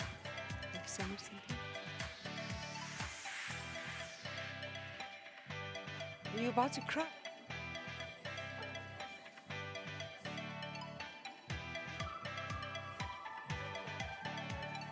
That, for a lot of us, it is an emotional moment in Kusana. And when Sandile was talking about community, that's what it is. We need a place to be, a safe place for our ideas and for us to grow and gain maturity, especially in our political thinking. Okay, so we're on to the next category, and this is the Business Excellence and Leadership Award. And this is, Nkosana, for those professionals who spent a lot of time, who've left behind a mark of their legacy and their leadership. They're excellent, they constantly succeed, whether it is in business or whether it is in management, especially in terms of entities that they have guided towards success. And we've got 6 incredible leaders, so I'm going to announce them one by one. Is there somebody you want us to join? Maybe before we, I think I've seen 1 or 2 past recipients.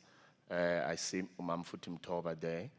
And if there's anyone else in this category who's a past recipient, please join us on stage. Mamfuti.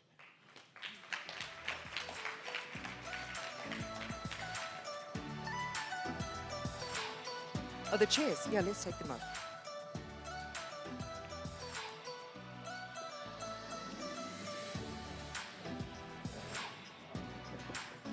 Oh, I should have been there. I'm sorry. Okay.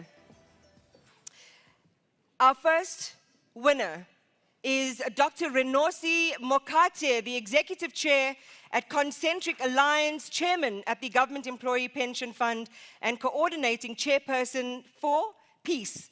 I know there's an E missing, but that's on purpose. Let's give it a warm welcome. Business Excellence and Leadership Award, Dr. Renosi Mokate, Executive Chairman at Concentric Alliance, Chairman at the Government Employees Pension Fund, and Coordinating Chairperson for PAC.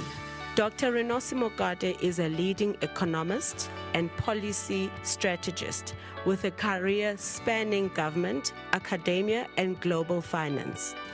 She served as a Deputy Governor for the South African Reserve Bank, as well as Executive Director at the World Bank.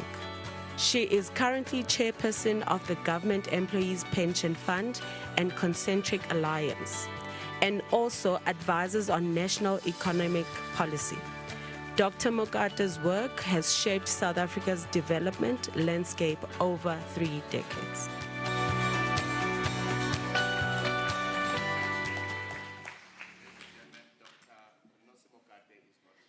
To receive the award this evening, but she has nominated Professor Herbert Masirumule to receive it on her behalf. Thank you so much, and good evening.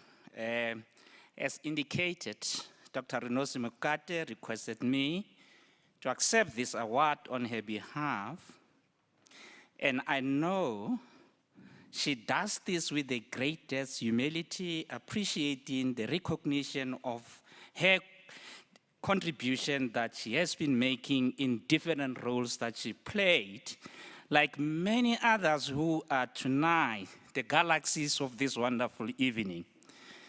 Dr. Mokate would have loved to be here in person, but this proved not possible because of other competing engagements outside the Gauteng province. Her message for all of us, for which I happen to be a messenger, is that Building a successful nation is not a once-off exercise, but it takes patience, dedication, and tenacity to purpose. And this came with caution, which he requested me to share with you. And that caution is aptly captured with these words, which are attributed to many people. Renosi does not claim these words as hers, but she uses them because they aptly capture the essence of the message that she wants to communicate this evening. And this is how it goes. I quote, "If you do not build, we will beg. If we do not think, we will sink. If we do not rise, we will rot." I'm just a messenger. Please don't shoot the messenger. Renosi said, thank you so much.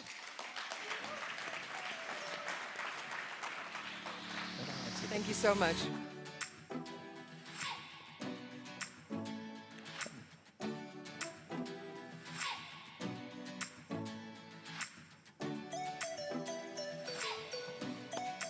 Thank you again. All right, and I did this deliberately just so that I can give you some psychological reassurance. There's only 2 pages left. What does that mean? We're almost there. Almost there.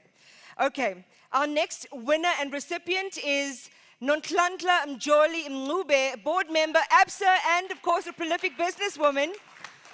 I just...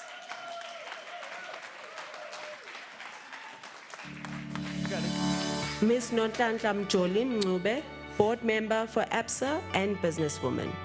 Nonhlanhla Mjoli Mncube is a trailblazing businesswoman and urban planner with a strong focus of social entrepreneurship. She has served as an economic advisor to the South African presidency and held leadership roles in housing and construction development. Currently a board member at ABSA and Zeda Investments. She champions women's empowerment and ethical governance. Her academic credentials include fellowship at the MIT and Harvard.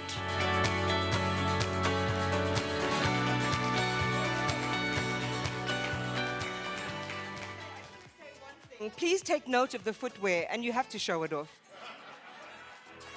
That's the way to go to a gala dinner, everybody. I must honestly say that I'm seldom without words. Anyone who knows me, I love to talk.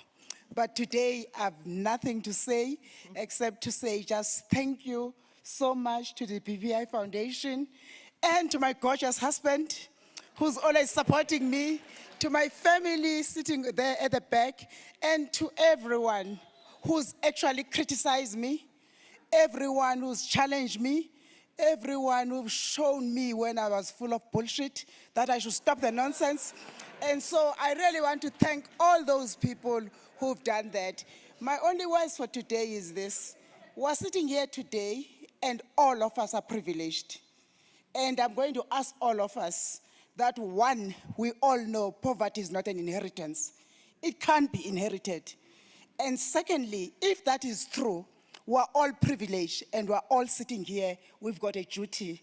We should ask ourselves, what's our duty? Thank you.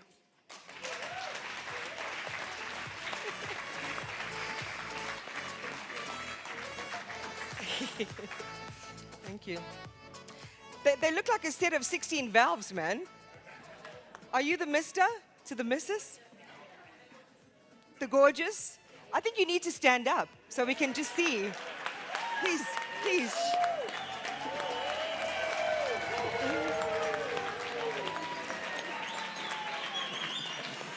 Oh my goodness. I feel like we should be playing Vulindlela because it's like the wedding day all over again. Okay. Our next recipient is, and again, we can all appreciate his achievements. We've seen it on the fields, not only in South Africa, but across the world. And tonight, the BPI is honoring legendary Springbok coach, Rassie Erasmus.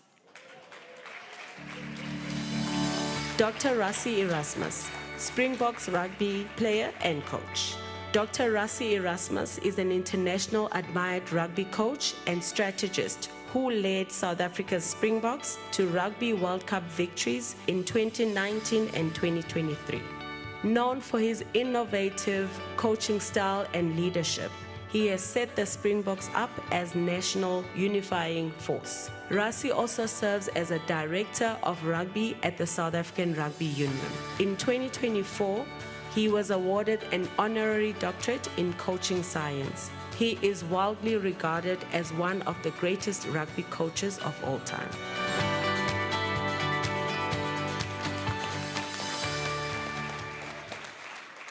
Ladies and gentlemen, unfortunately, Coach Rassie could not be with us this evening. They are in camp. I think they are playing Argentina in about 2 days' time. So they're in camp, so he was not able to join us. And unfortunately also, the person who was nominated to come and receive the award on his behalf could not make it because they're stuck in Cape Town due to some other engagements. But he will receive it properly very soon.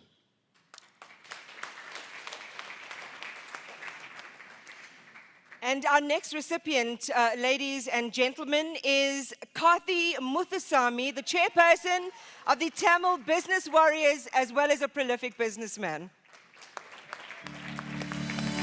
Mr. Kathy Muthusamy, chairperson, Tamil Business Warrior and businessman.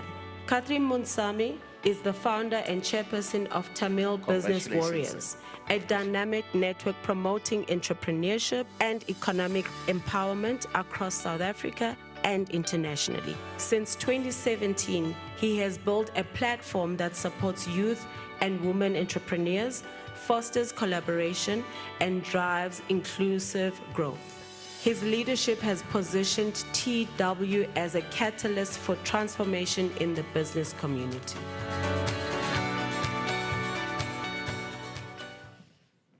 To the leadership of NK and the leadership of BPI, distinguished guests, all protocols observed, I must thank you for recognizing what the TBW is doing. And in that, in my vernacular, it says, Vanakkam. It means I see God in you. And if we practice that, we'll treat, if we see God in each of us, we'll practice that in our way of living. TBW, and I just give you a short to my TBW family here.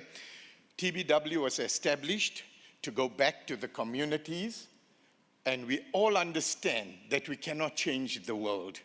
But as was said before, we are privileged, and we must each one take one with us on our journey as we rise. Let's not forget where we come from, because charity begins at home.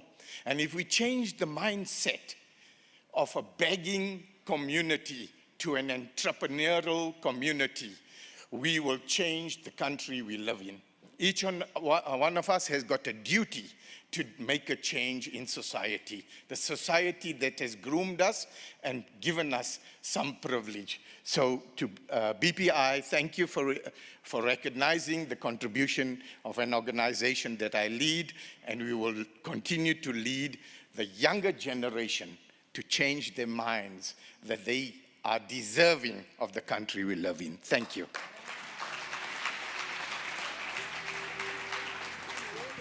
Let's take a picture. Well done, Carl.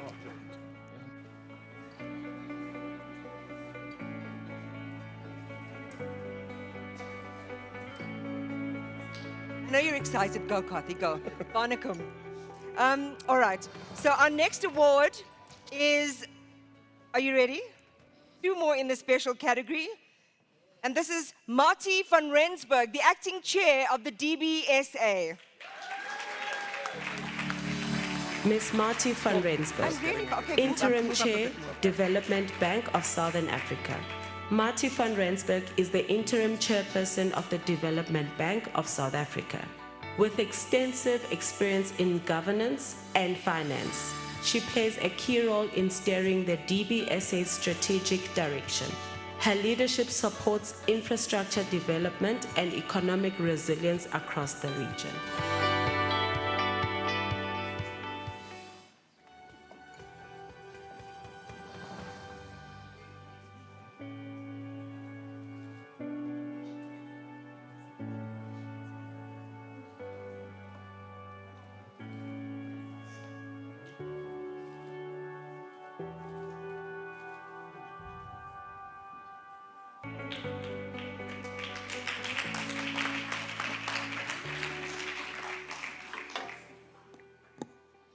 Good evening, ladies and gentlemen, President Chisana.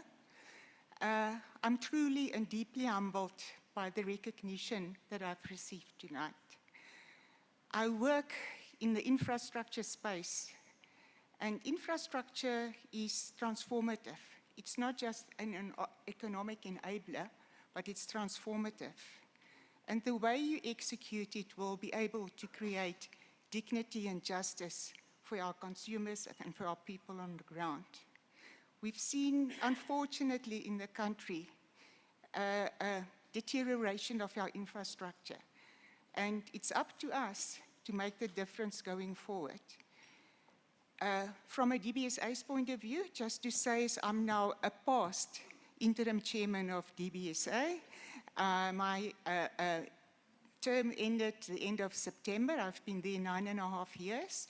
It was truly a privilege to be able to play a role and apply my skills and work with the people, wonderful people that you have to work with, and the way you actually execute your job.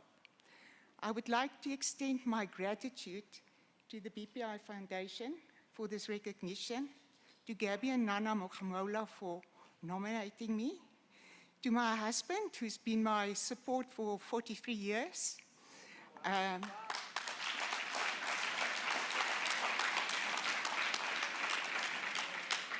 to all of you for the recognition. Thank you very much. I can't let you go because I just need to quickly ask very quickly. So what is the secret to 43 years so the rest of us can learn? Lots of diversity. I thought you was going to say something else. A lot of diversity of thoughts. You know, I believe, and my husband believes, that he sometimes says we're two bachelors that got married. But what it means is that there is a level of independence, but a level of closeness, and you always need to let the other person shine. Oh, wow, that's beautiful. Thank you so much, Marty. And thanks for the wisdom as well. So our next and final recipient in this category isn't with us tonight, but did send a message of appreciation. Benita Diop is, and a lot of you would have worked with her, a special envoy of the chairperson of the African Union Commission on Women, Peace and Security. We'll still give her a round of applause. Thank you. Let me help you down. Ms. Benita Diop, Special Envoy of the Chairperson of the African Union Commission on Women, Peace and Security. Benita Diop is a renowned Senegalese activist and founder of the Femme Africa Solidarité, advocating for women's rights and peace building across Africa. She has contributed to key legal frameworks like the Maputo Protocol and serves as the African Union Special Envoy for Women, Peace and Security. Honored by the Times Live and the French Legion of Honor, Diop's work has empowered women in conflict zones and shaped global policy. Excellencies, Mr. Kosana Tubela, the Executive Director of the Broad Pool of Ideas Foundation, members of the advisory panel and board of directors, distinguished guests, fellow honorees, ladies and gentlemen. It's a profound honor to receive this prestigious recognition from the Broad Pool of Ideas Foundation. Allow me to express my deepest gratitude to the jury of the BPI Foundation for this recognition. The BPI Awards, Iconic Leadership and Excellence Awards, celebrate excellence, ethical leadership, and service to society, values that are urgently needed in our time as Africa continues to shape its rightful place in global development. They remind us that true leadership is not about holding position of influence, but rather about using those positions responsibly with integrity and in service to others. As the founder of an organization called Femme Africa Solidarité that exists for the last 30 years, and also as former African Union Special Envoy on Women, Peace and Security, a position that I occupied for the last 10 years, but also now as a co-convener of the African Women Leaders Network, AULIN. I have witnessed the transformative power of women leadership across our continent. Women are showing that inclusive leadership leads to stronger, more resilient society. I witness it during all my visits in countries that are affected by conflict.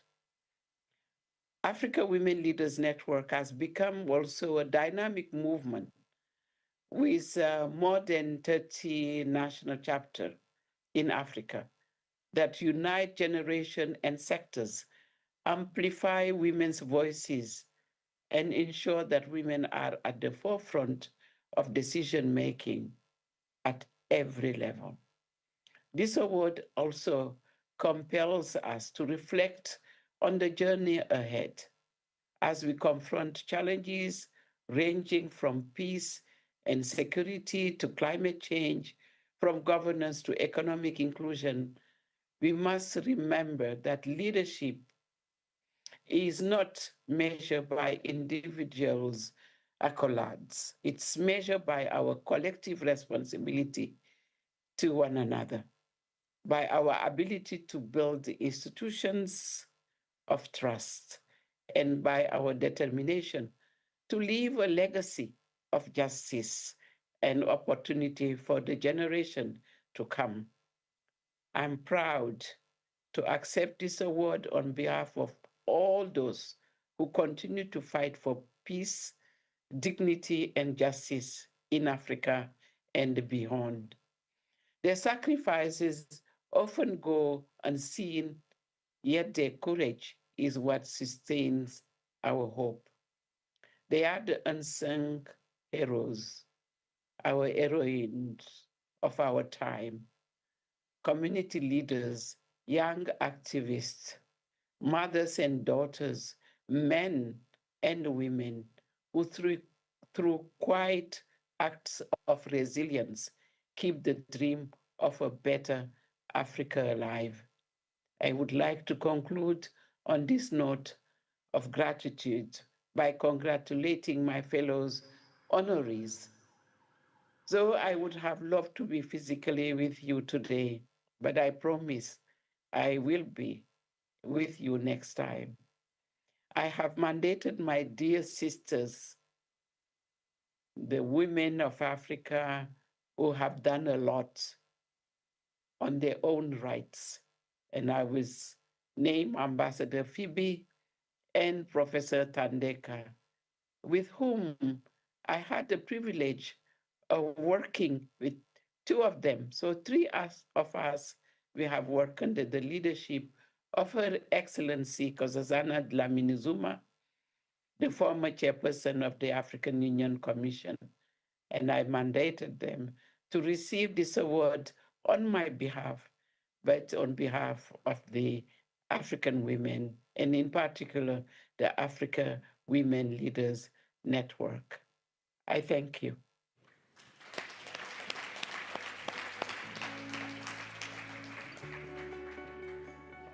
Sis Phoebe and Dr. Tandeka.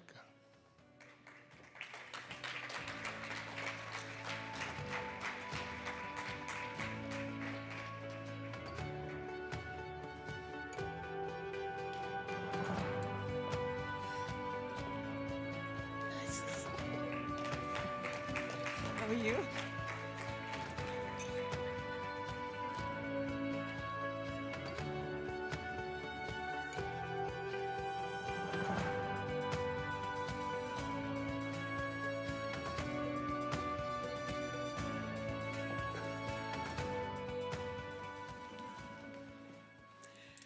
We are both very honored to accept this on behalf of Madame Beneta Diop.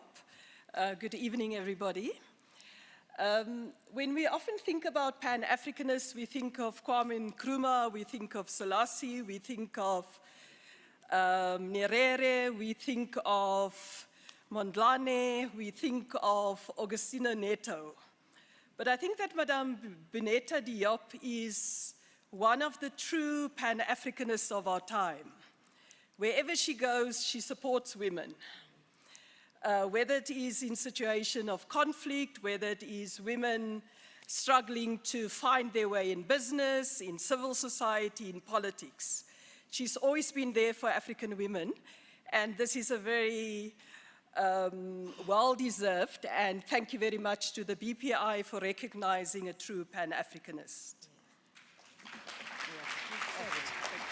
Thank you on behalf of Binta.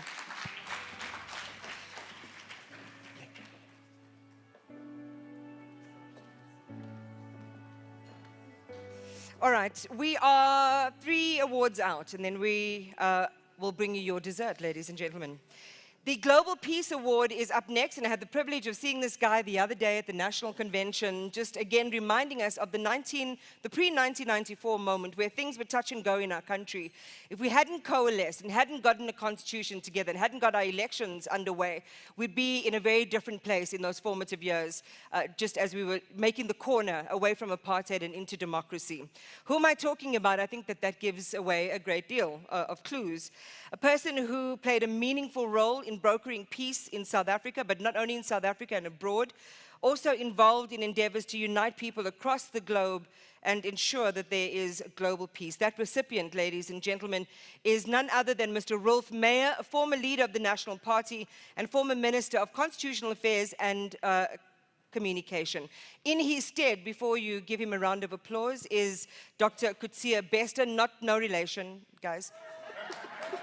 Please give him a round of applause.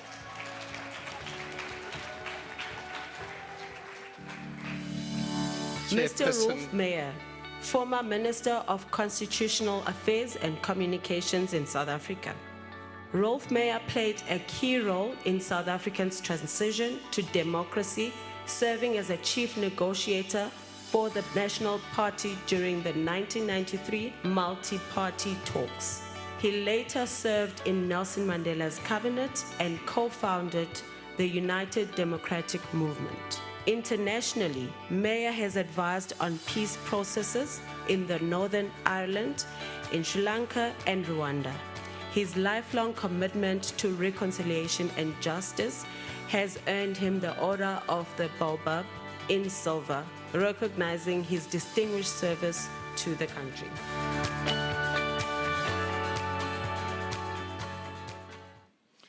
Thank you, Chairperson, the BPI, as well as all the dignitaries who are here. All protocol is observed. I want to thank especially Professor Lucky Matabula, who is a strong leader and somebody who keeps politicians on their toes. Prof. Lucky, we hope where you go, you will play that role stronger. Rolf Meyer was in politics and is in politics for 46 years this year. What an achievement.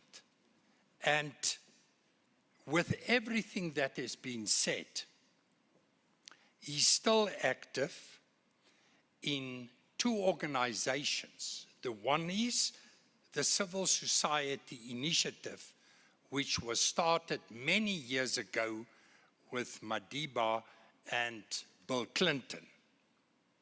He also still serves in the In Transformation Initiative that promotes the principles of the South African peacemaking processes. And through this initiative, they advise and assist democratic transition and peace in Africa and conflict regions. He also serves, as you know, as the co-chairperson of the National Dialogue and the Eminent Persons Group.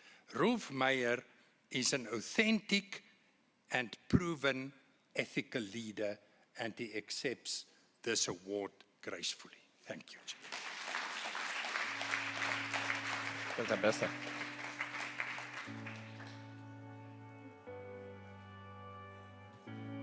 Appreciate that. All right, this is it's called the Special Award, right?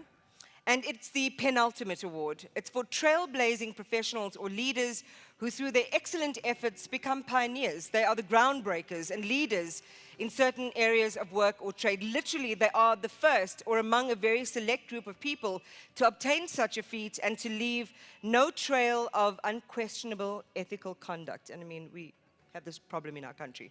I'm going to try my very best because my English bundles have run out. You know, they always say you speak so well, but I'm about to mess up this title big time, just warning you. The winner is educator and otolaryngologist, Dr. Mashudu Chifularo. Dr. Mashudu Chifularo is a pioneering ear, nose, and throat surgeon and educator who led the world's first successful middle ear transplant using 3D printed bones. As the head of ENT at the University of Pretoria and Steve Biko Academic Hospital, he has revolutionized hearing restoration. A passionate community leader and pastor, Chifularo also champions education and outreach. His inspiring innovation has placed South Africa at the forefront of medical science.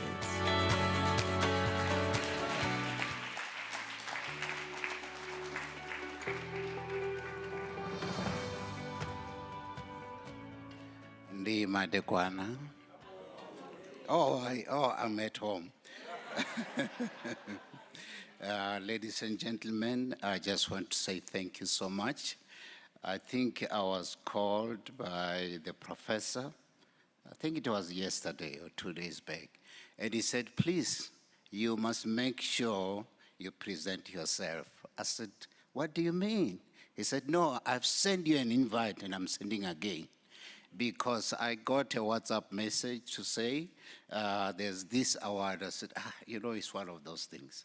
I've received a lot since 2019, but when he calls me, I said, oh, wow, okay. So this morning, I was busy doing an operation, doing the same inner ear transplant. And I was a little bit worried that I was not going to make it on time. And I got lost, and ultimately I arrived on time.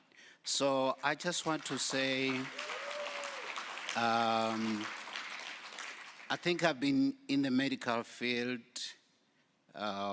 since early 1983, but as an ENT specialist, I've been there since 1995. I went overseas to UK. I worked there for 2 years, and I did my first voting overseas. But I said to myself, I need to go back to my country to help develop my people. And ever since then, I've been working in the public service. And I said, the moment you discover your passion, you'll never work another day again. So for me to go to teach the student, the doctors, and the specialists, it is not a job.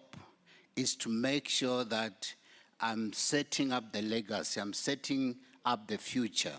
I've seen a lot of awardees, the first time to be among such dignitaries. My boss, my former boss, or he's still my boss, Prof. Mukushu for University of Pretoria. I don't think he has met me, but I've met him many times. And you know, you keep on telling the student that you are the future of tomorrow. We don't do it for money. We do it because we love this country. Research that you're talking about, that changed the world. It was, you cannot be a professor and you don't prophesy. A professor must prophesy. An innovator must look for solution. So we look forward to look for solution. And my motto is that brighten the corner where you are, and the whole world will be bright. And make sure that you make everybody, you make a difference in somebody's life. So for BPI, and I don't know who nominated me, to me this is a memorabilia. It is, I'll say, it's a booster dose to keep on doing what I'm doing, because I never thought that somebody is watching.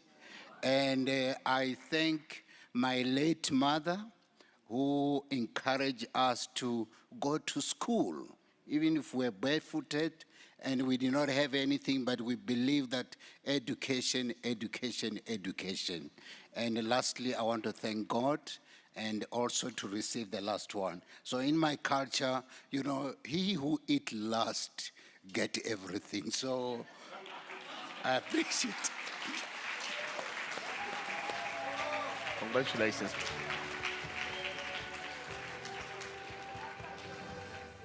Otolaryngologist. Otto, which is the ear, rhino, which is the nose, laryngology with the larynx. I didn't do too ENT. badly. You didn't do badly. Perfect, love You did that. very Full well. marks from the doctor, you heard it here. Thank you. Maybe I'll get another award next year. All right, and Doctor, just to say, we're actually two more, we've got one more award, so don't worry, I know you left some things on the table still. Okay, so congratulations to all of our winners so far. And now I think there's also a moment of great pomp and circumstance in Nkosana to present the Lifetime Achievement Award. I want to welcome respected leader and author, Professor Bonang Mohale, as we honor His Excellency, the President of Mozambique, Joaquim Alberto Chissano. Professor Bonang Mohale, welcome to the podium. Just a correction there, Iman. It will be on for both recipients of this award. So it's for both President Joaquim Chissano and Dr. Ruel Khoza. So it will be a bond. Yes. But then I've got to do it in my announcing voice. We also are honoring, I was going to leave it for after, President, but we're also honoring Dr. Ruel Khoza, a profound advocate for Ubuntu, a strategist, a leader. And so, again, he will be coming up to also share his thoughts and his sentiments. I think a joint round of applause before Bonang Mohale comes up. Lifetime Achievement Award. President Joaquim Chissano, former President of the Republic of Mozambique. His Excellency President Joaquim Chissano led Mozambique from civil war to peace, serving as its second president from 1986 to 2005. A founding member of Frelimo, he negotiated the Lusaka Accord and later the 1992 Peace Treaty. Under his leadership, Mozambique saw a significant economic growth and social progress. Post-presidency, he became a respected global statesman and peace envoy. In 2007, he received the inaugural Mo Ibrahim Prize for African Leadership.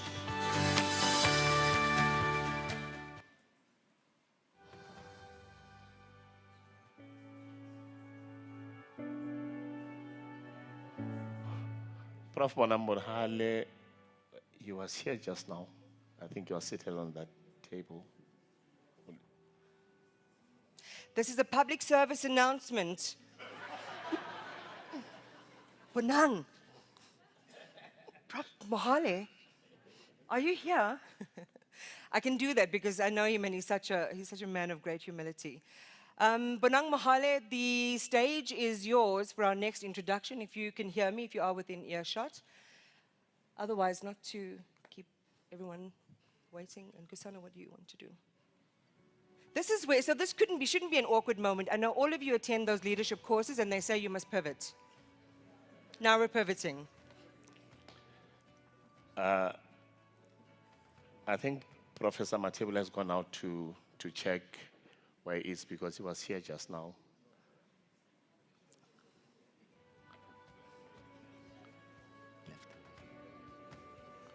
Oh, okay. We are informed that Prof. Mohale, but we're not certain. Let's not say it with certainty, but we are informed that he might have left.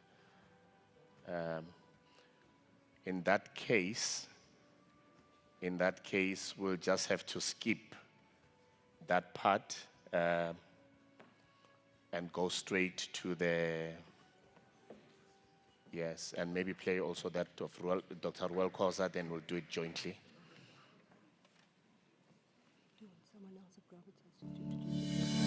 Dr. Ruol Khoza is a distinguished business leader, author, and governance expert.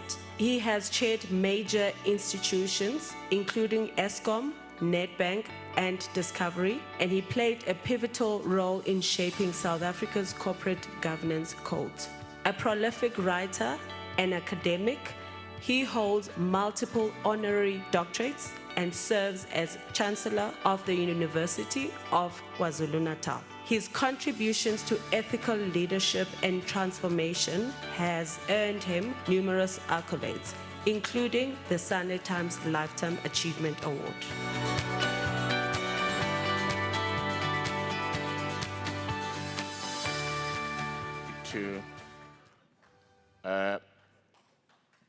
May I request the following people to join us on stage for this very special award. Professor Lucky Matebula, Dr. Gebi Mahomola, past recipient. Please join us on stage. May I also request Commissioner Kisveta to join us on stage.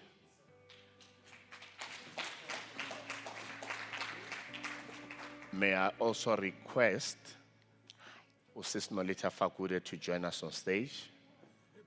I'm good. We're doing good. And may I also request, so you remember earlier, the Auditor General received an award in the Future Leader category, but in the country, she holds a very, very high office. So it's very important that she's not excluded from this.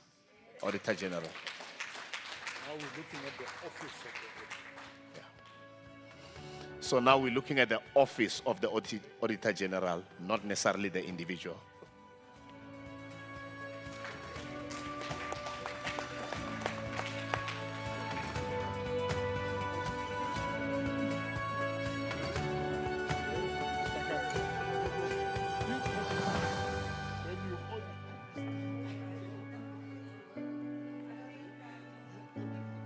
I think a context of respect and deference has been created for you, Your Excellency, and we would love to welcome you with open arms to our event and to our stage. Thank you so much.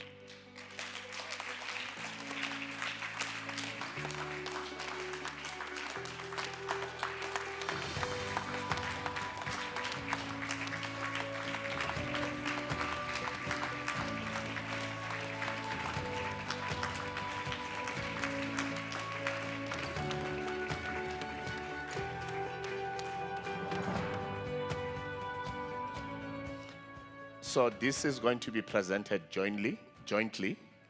So also to request Dr. Welkosa to join us on stage.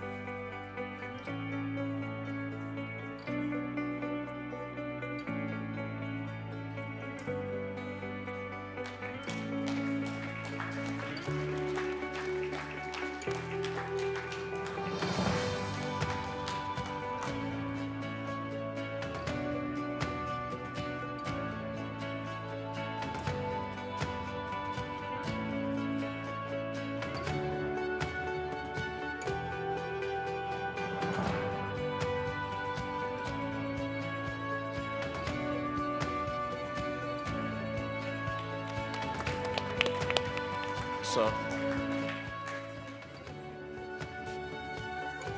yes, I think, so I think, oh, President will go first.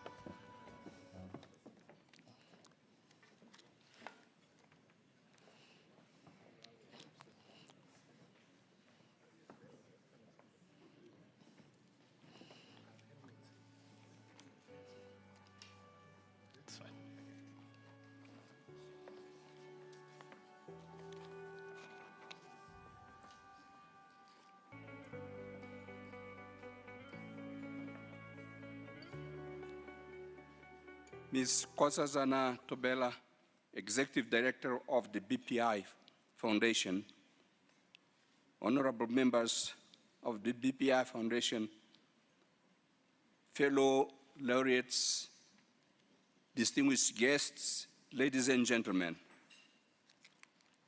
with the deepest gratitude and a humbled heart, I stand before you tonight to accept the BPI Iconic Leadership and Excellence Lifetime Achievement Award 2025.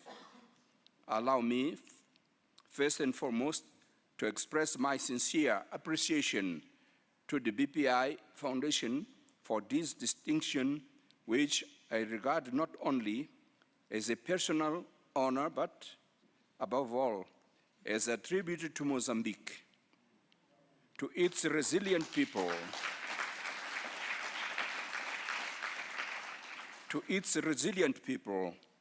and to all those who, throughout our history, have sacrificed and devoted themselves to the cause of freedom, peace, and progress. I accept this award on behalf of the Mozambican people who have believed and continue to believe in the power of reconciliation, dialogue, and solidarity as the foundation for building a common future. I warmly congratulate all other laureates of this year's edition, each distinguished in their respective category. Your achievements, though in diverse fields, converge in the inspiration you offer to our societies. Your dedication, creativity, and courage demonstrate that excellence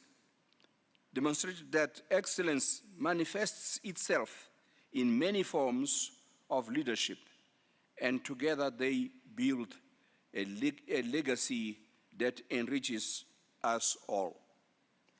Allow me to express my deep appreciation to South Africa, our brotherly nation, which today hosts us in this vibrant city of Johannesburg. Mozambique and South Africa share a profound history of friendship, solidarity, and cooperation, forged since the times of the liberation struggle and strengthened in the building of peace and development. Well, I know that many don't know. In Tanzania, ANC shared the same training camp with Frelimo. For those who don't know, Frelimo office was just across the road, having ANC in front of us.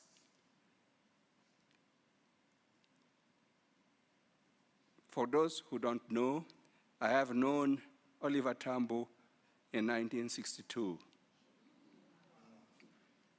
just to say the least.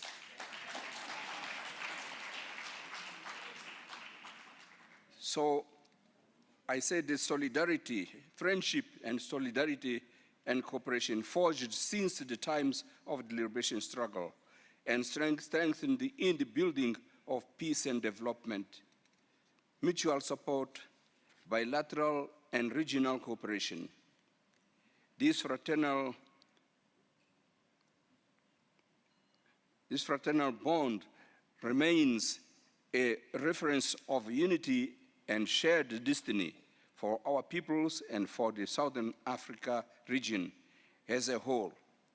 Moreover, economic diplomacy has become an increasingly vital pillar of this partnership, fostering trade, investment, and infrastructure development that are essential to our mutual prosperity and regional integration.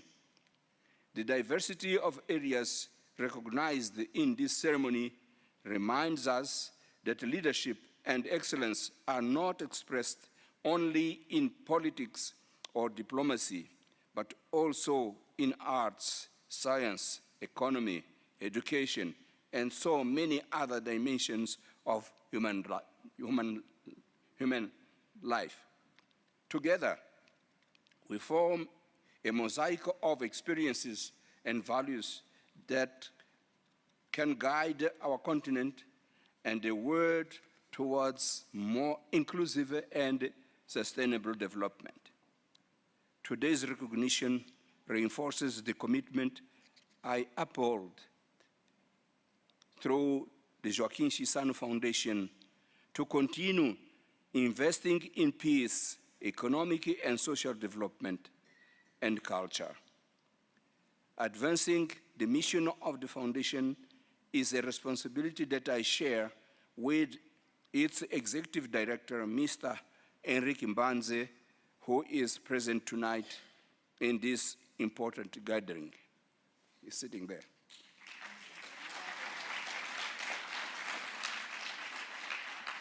Looking ahead and based in our common values as people of Africa, as Joaquin Chissano and BPI foundations, I believe our greatest investment must be in children and youth of Africa, the generation that will inherit the challenges and opportunities of tomorrow. It is in their innovation, energy, and creativity that we find the keys to shaping a prosperous, peaceful, and sustainable future for our nations. Ladies and gentlemen, the distinction I receive today is also an added responsibility.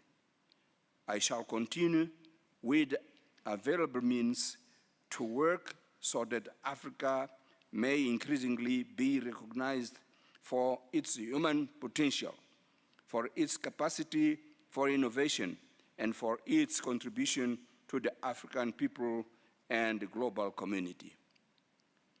I conclude by sharing with you a conviction that has always guided me.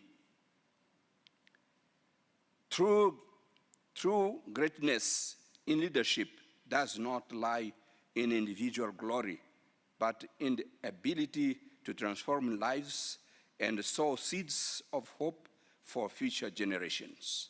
I thank you very much for it.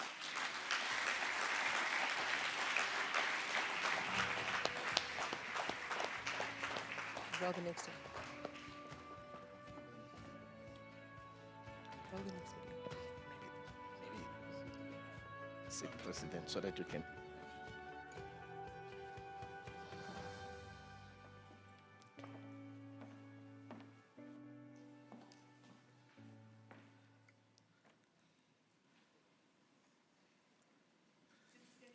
Dr. Khoza, we just want to quickly play this introduction to your address. Okay. It's been done. Has it been done? I was just checking if you were paying attention. Please go ahead.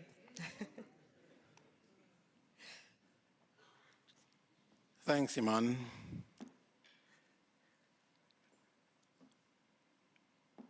Dr. Matebula, Mr. Nkosana Tobela, and your BPI colleagues, esteemed colleagues fellow citizens, ladies and gentlemen, with your permission, may I also add my wife of 52 years, Mamsi.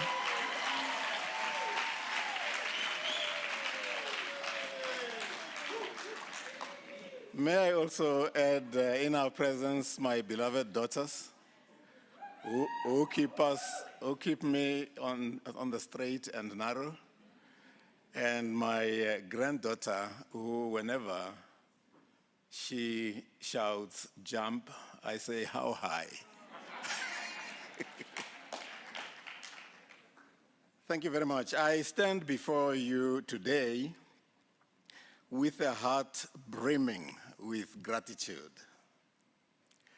Gratitude not merely as a polite gesture, but as a profound attitude, given my belief that gratitude is the best attitude, and ingratitude, the worst. Gratitude as a profound attitude and orientation of the soul that acknowledges the generosity of others, the grace of opportunity, and the privilege of purpose. To be recognized by the broad pool of ideas, BPI, is not only humbling, it is affirming. Affirming that a life lived in pursuit of principled leadership, intellectual rigor, and ethical stewardship still resonates in a world often seduced by expediency. To the BPI, I offer my deepest appreciation. You have done more than confer an award. You have cultivated a sanctuary of African thought leaders, a space where minds meet, not in cacophony, but in contemplative discourse. You have summoned us to reflect on the socio-economic and political quagmires that engulf our beloved South Africa and the continent at large. You have dared to ask the uncomfortable questions, and in doing so, you have dignified the African intellect.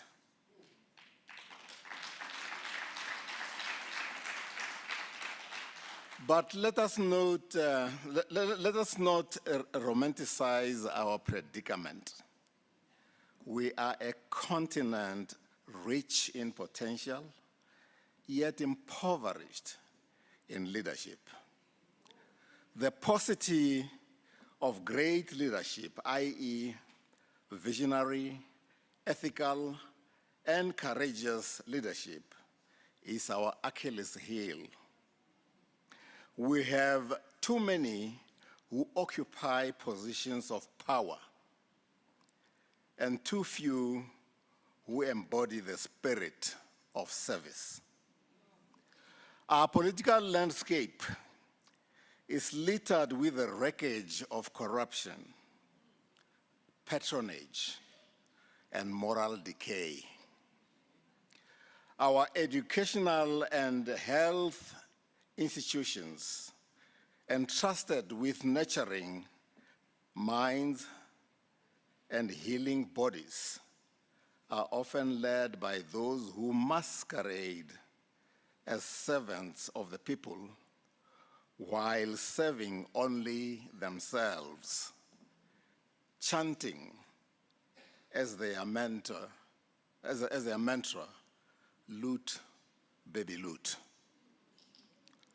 So I throw down the gauntlet, not to the elite, but to the citizenry, to you and me. What shall we do about this betrayal?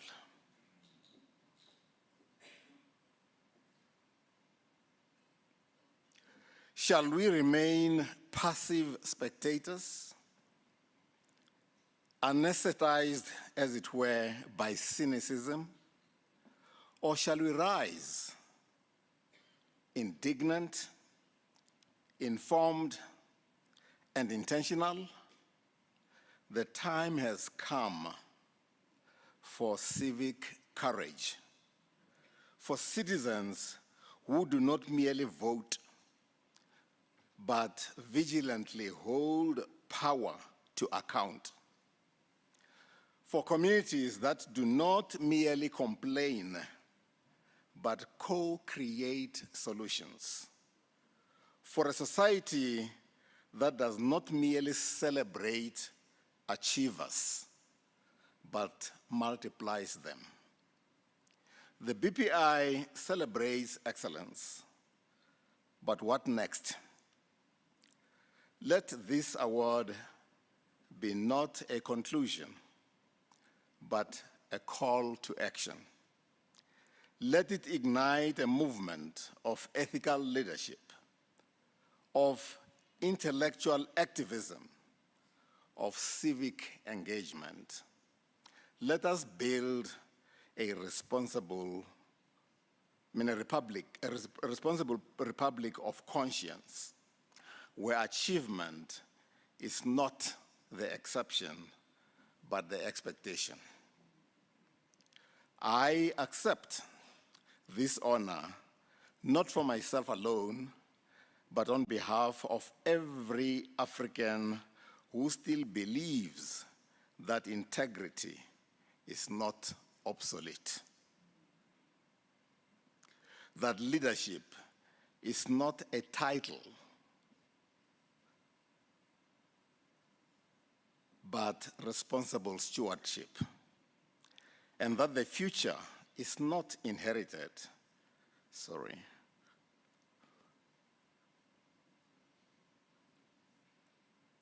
I think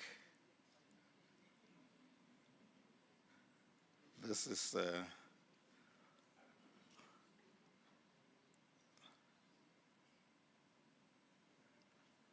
wow.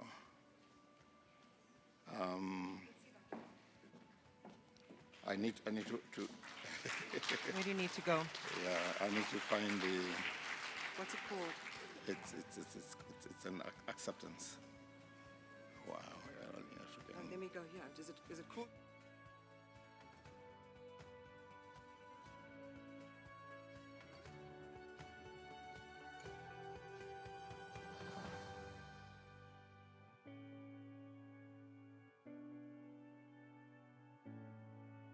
I touched the wrong button. Let me see. Mail. Cancel, Susan, cancel.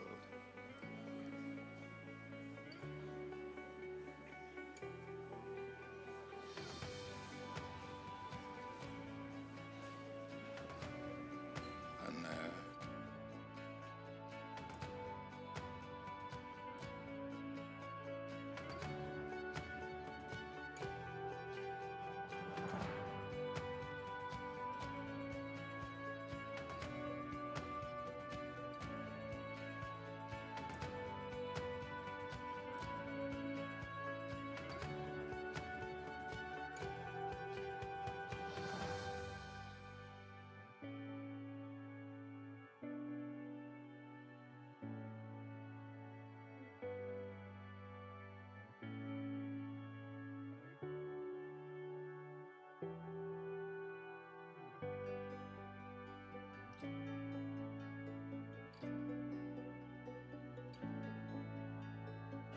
Just freestyle the No, end. must have anticipated this. Can I go back to my antique self and use and read from the paper? over there.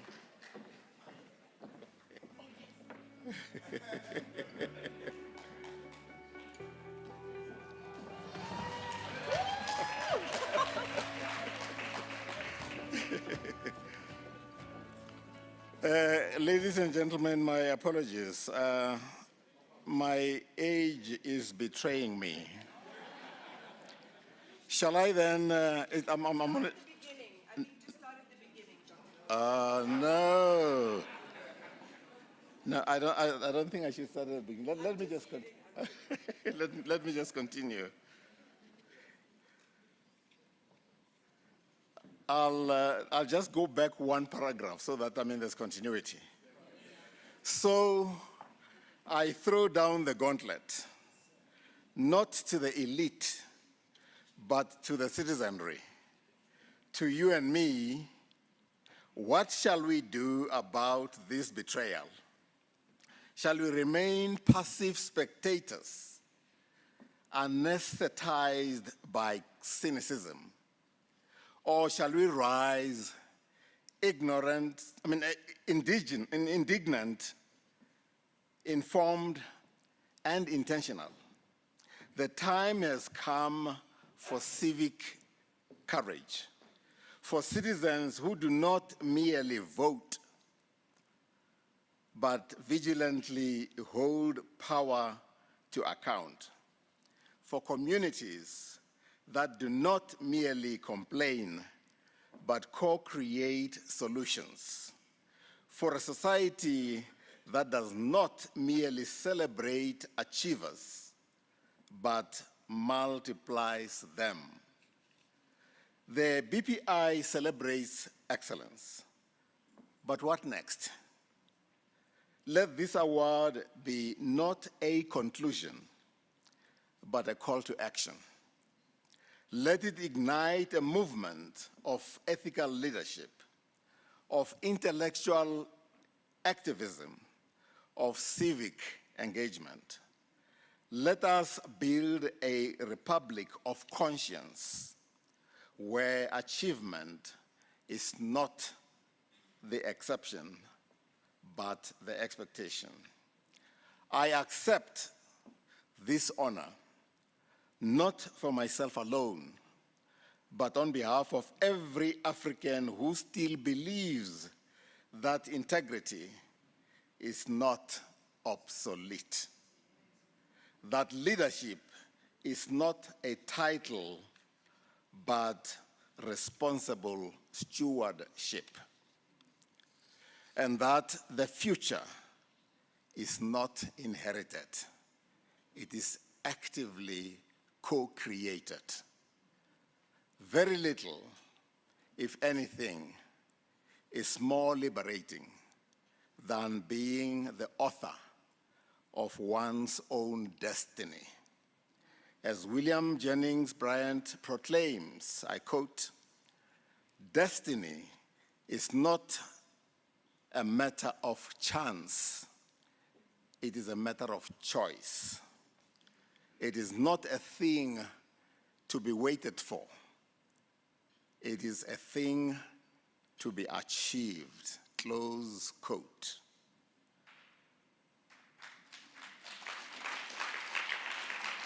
Colleagues, arise, arise, achieve, achieve. Kanimambo.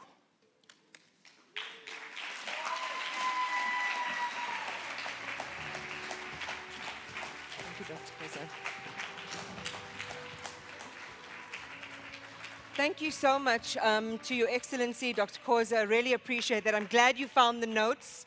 That was a wonderful way to bring us to the end of what has been a fantastic evening. I think if you want to give a standing O, why not? Because we can.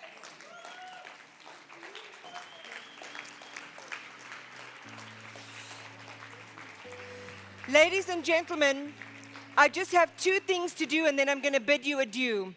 The one is I'm going to ask all of the recipients to please join us on stage, but before you start heading here, After that photo and the family photo of 2025 is taken, the Mozambican delegation, Your Excellency, would love to take a photo with you as well. So I would love for you, after we do our family photo, to please remain behind so that our other colleagues can also take their photos. I just want to say in closing, it's been my absolute pleasure being with you. I've got to go because in Kusana, I've got to be up at 3 a.m. in the morning. I have my other job to do. Please watch. It's on 405, 6 to 9. Just saying. But I really enjoyed being with you, and what was said here tonight couldn't be more serious. You are in a really privileged position to do something about what's going on. Please don't hesitate to do it. We'll do our end on what we can on our end as journalists. You do what you can on your end as civil society. And isn't that the ultimate name drop? Like, oh, I just knew, I used to hang out with Oliver Tambo.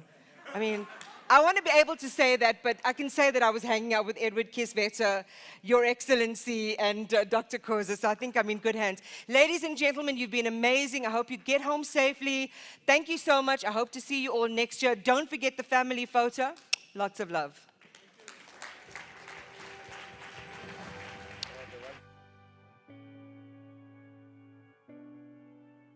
Recipients on stage.